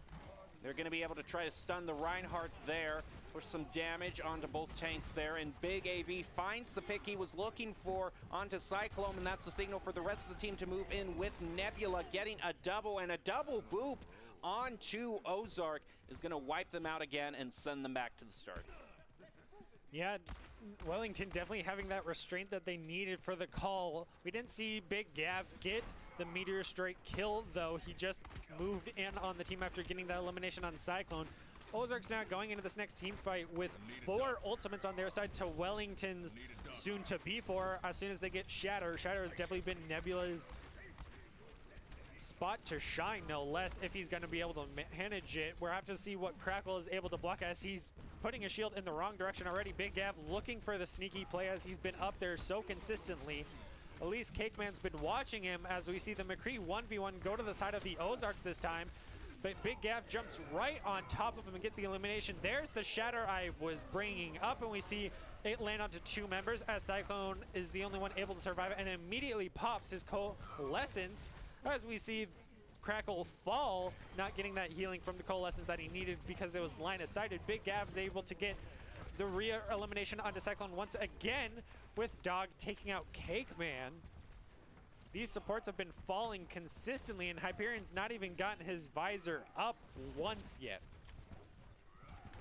I'm curious to see when Q decides to use his sound barrier, because that is a main survival, able to counter a lot of those ultimates, and Crackle uses it to counter that shatter there, but Big AV already taking out this backline, and they gotta find a way to stop these picks from coming through, because he has been wreaking havoc for Ozark, and now with only 15 seconds left, they have to try to come in and do whatever they can. And the irony is they have 3 ultimates now. I mean, maybe they can put a nano boost onto the visor, something like that. I don't know. They need to at least get on the point before they do that. Are they going to be able to? Okay, they make it to the point, and a great visor there with the nano boost is going to take out 2, and this is their last chance to keep pushing forward. Can they do it? They haven't used Deadeye yet, and a double meteor strike. That's huge, and a triple from Big AV. Now make it a quadruple. That is going to turn it all around. As much as I was giving him a hard time earlier on on Eichenwald, Big AV has come through in flying colors, proving why he wanted to be on the Doomfist and getting the win for Wellnap. Yeah, Ozarks just started being that broken record. They just kept pushing mid. They didn't go along that side route to at least throw Wellington off their game at least once, or even throw a pharmacy to try to deal with any of the backline of Wellington. Yes, their McCree was hitting shots to take out that Echo so early on, but Pharmacy could make the difference. She didn't have the Mercy, so maybe she would have survived that first trial, but they just stuck with their guns, and it cost them. So now Wellington doesn't even have to push the cart that far to take the win. They essentially just have to win the first team fight, and they got it. So now with a little bit of a comp swamp here, we're going to see Milkman on the Reaper this time. Nebula now on the Roadhog, doesn't even think he needs the Reinhardt. That's kind of been the staple of the Wellington team so far. That Reinhardt's been enabling so many team wipes. Whereas on the Ozarks, we're going to see Crackle on the Sig, and this time Cakeman on the Mercy, but no Pharah or Echo. Not what you want to see. We're going to see Karn on the Orisa, maybe for the pull-off potential, but no Lucio to help with the boobs, or Pharah with the boobs. So they're a one-man army there. And then we're going to have the McCree and the Hanzo. Hanzo's not going to do well here, especially with that Doomfist, and Reaper going to go for that close-range fighting. Hopefully McCree can get some good flashbangs here. Not even a Bastion to help with the Orisa shield or Sig shield. They're going for the high hold, but that lets Wellington just push the cart right across the bridge, so that immediately removes your boop potential. Mercy falling quite low, 2 members falling off. A great hook coming onto Hyperion on that Hanzo, and he's going to get taken out by Big Gav. Mercy's going to fall off and get spotted by Pig and get taken out. Big Gav then's going to get the elimination onto Mercy, and one more onto Cyclone, eliminating both supports. They're already getting so close to that marker, with Nebula getting a double, and that's it. That was a little bizarre at the end there what Ozark chose to run. It really didn't quite make sense as a composition. It was a little bit of everything, but nothing that really worked together. But Wellnap sure worked well together as a team, getting 3-0 and keeping the trend going for complete wins and complete sweeps of the night. All 4 teams moving on to the semifinals, which we will cover tomorrow, are going to bring a lot of skill to it. And speaking of skill, now is the time that we focus on the ICCU Player of the Game, which is going to be coming up really shortly here. And I don't necessarily know who you pick, because there were so many members, especially on Blue Springs, who just were gunning for it. I would definitely have to give it to one of the many tank players that we saw, because those Reinhardt plays definitely defined the game, as we saw a ton of great shatters from both sides. Honestly, they were constantly getting 3+ members, and that just definitely changed the team fight to their advantage. The DPS did their jobs just like Big Gav did, but they weren't the role defining that we saw, because the tanks, once they fell, so did the team, and the ones that stayed alive made the difference. So I definitely have to give it to one of the many tank players we saw tonight. Well, let's take a look and see who the ICCU Player of the Game is going to be. It is going to be Joe 45, and you called it. It's one of the tanks. Yeah, he was on that Reinhardt for pretty much the entire showing, and as we see in this play, he got a great three-man shatter with the Flame Strike. He had the combo down, you shatter, you Flame Strike, then you charge in. That's a lot of big problems we see in lower elo tier Reinhardts is they just go charging right in after they shatter, and that's not what you want to do. You want to get as much damage out as possible with that Flame Strike, and he was on point, even getting multiple kills when he even shattered. So good on Joe for getting MVP tonight. Well, Joe is your ICCU Player of the Game, brought to you by Idaho Central Credit Union, who believes a great player makes a team more successful, just like Idaho Central's helping members achieve financial success. Joe 45, your ICCU Player of the Game for tonight. And there just goes a great 5-man elimination there. Great job by Joe. Well, now, since we focused on the Player of the Game, we are going to be leaving you tonight with the top 5 plays of the night, brought to you by the Idaho Army National Guard, who invites you to take your critical thinking skills into real time with more than 10 positions offering a $20,000 bonus and your degree of choice paid for. The Idaho Army National Guard is one of the best teams to join out there. Reach out to them on Twitch at iGuardGaming on Twitch. Thank you, Brenner, for joining us, and thank all of you out there for joining us for these quarterfinals. Enjoy the top highlights of the night, and have a good night. The Missouri Scholastic Esports Federation quarterfinal matchup for the spring Overwatch season. And now, before we get the ability to also counter it, or even try to use some sort of CC ultimate like the Blizzard or the Shatter on them before they even try to push onto the point. Yeah, we do see the nano boost from CR3, but a great stun Diva Bomb combo from both sides, both getting 2 eliminations. Now as we go to the quick, able to push through with the support to survive that initial damage from the turrets that were set up. As Kale takes out Azura, and then it's going to get a triple, actually. Make that a quadruple for Rockbridge, now going on to 5 there. And what a play for CBC. They have taken the point back, not even allowing Rockbridge to get 10%. but now with Eclipse on this Roadhog, he's going to look for that hook on the Bastion. And with the swap for the Reinhardt player, now with Junior on it, have to see if he will make all the difference going up against Joe, who already has his Shatter, but Azura quickly followed behind with that Amplification Matrix, and Joe's going to get a measly little triple. 5v6. See if Blue Springs will let them do it as Brett just jumps off the edge in the back line. Definitely memeing on St. John now, getting a little bit cocky here, but it looks like they're going to go for the Blizzard and get 3 members with the Shatter coming out, getting 2 kills with the Blizzard as well as the self-destruct, getting the team wipe. They're just getting cheeky now. They are so confident against this matchup. But that can sometimes be a team's undoing, so you don't want to get too overconfident in your matchup. The double Diva mech! Are you insane right now? Look at KC, Vet. That has to be one of the best plays of tonight.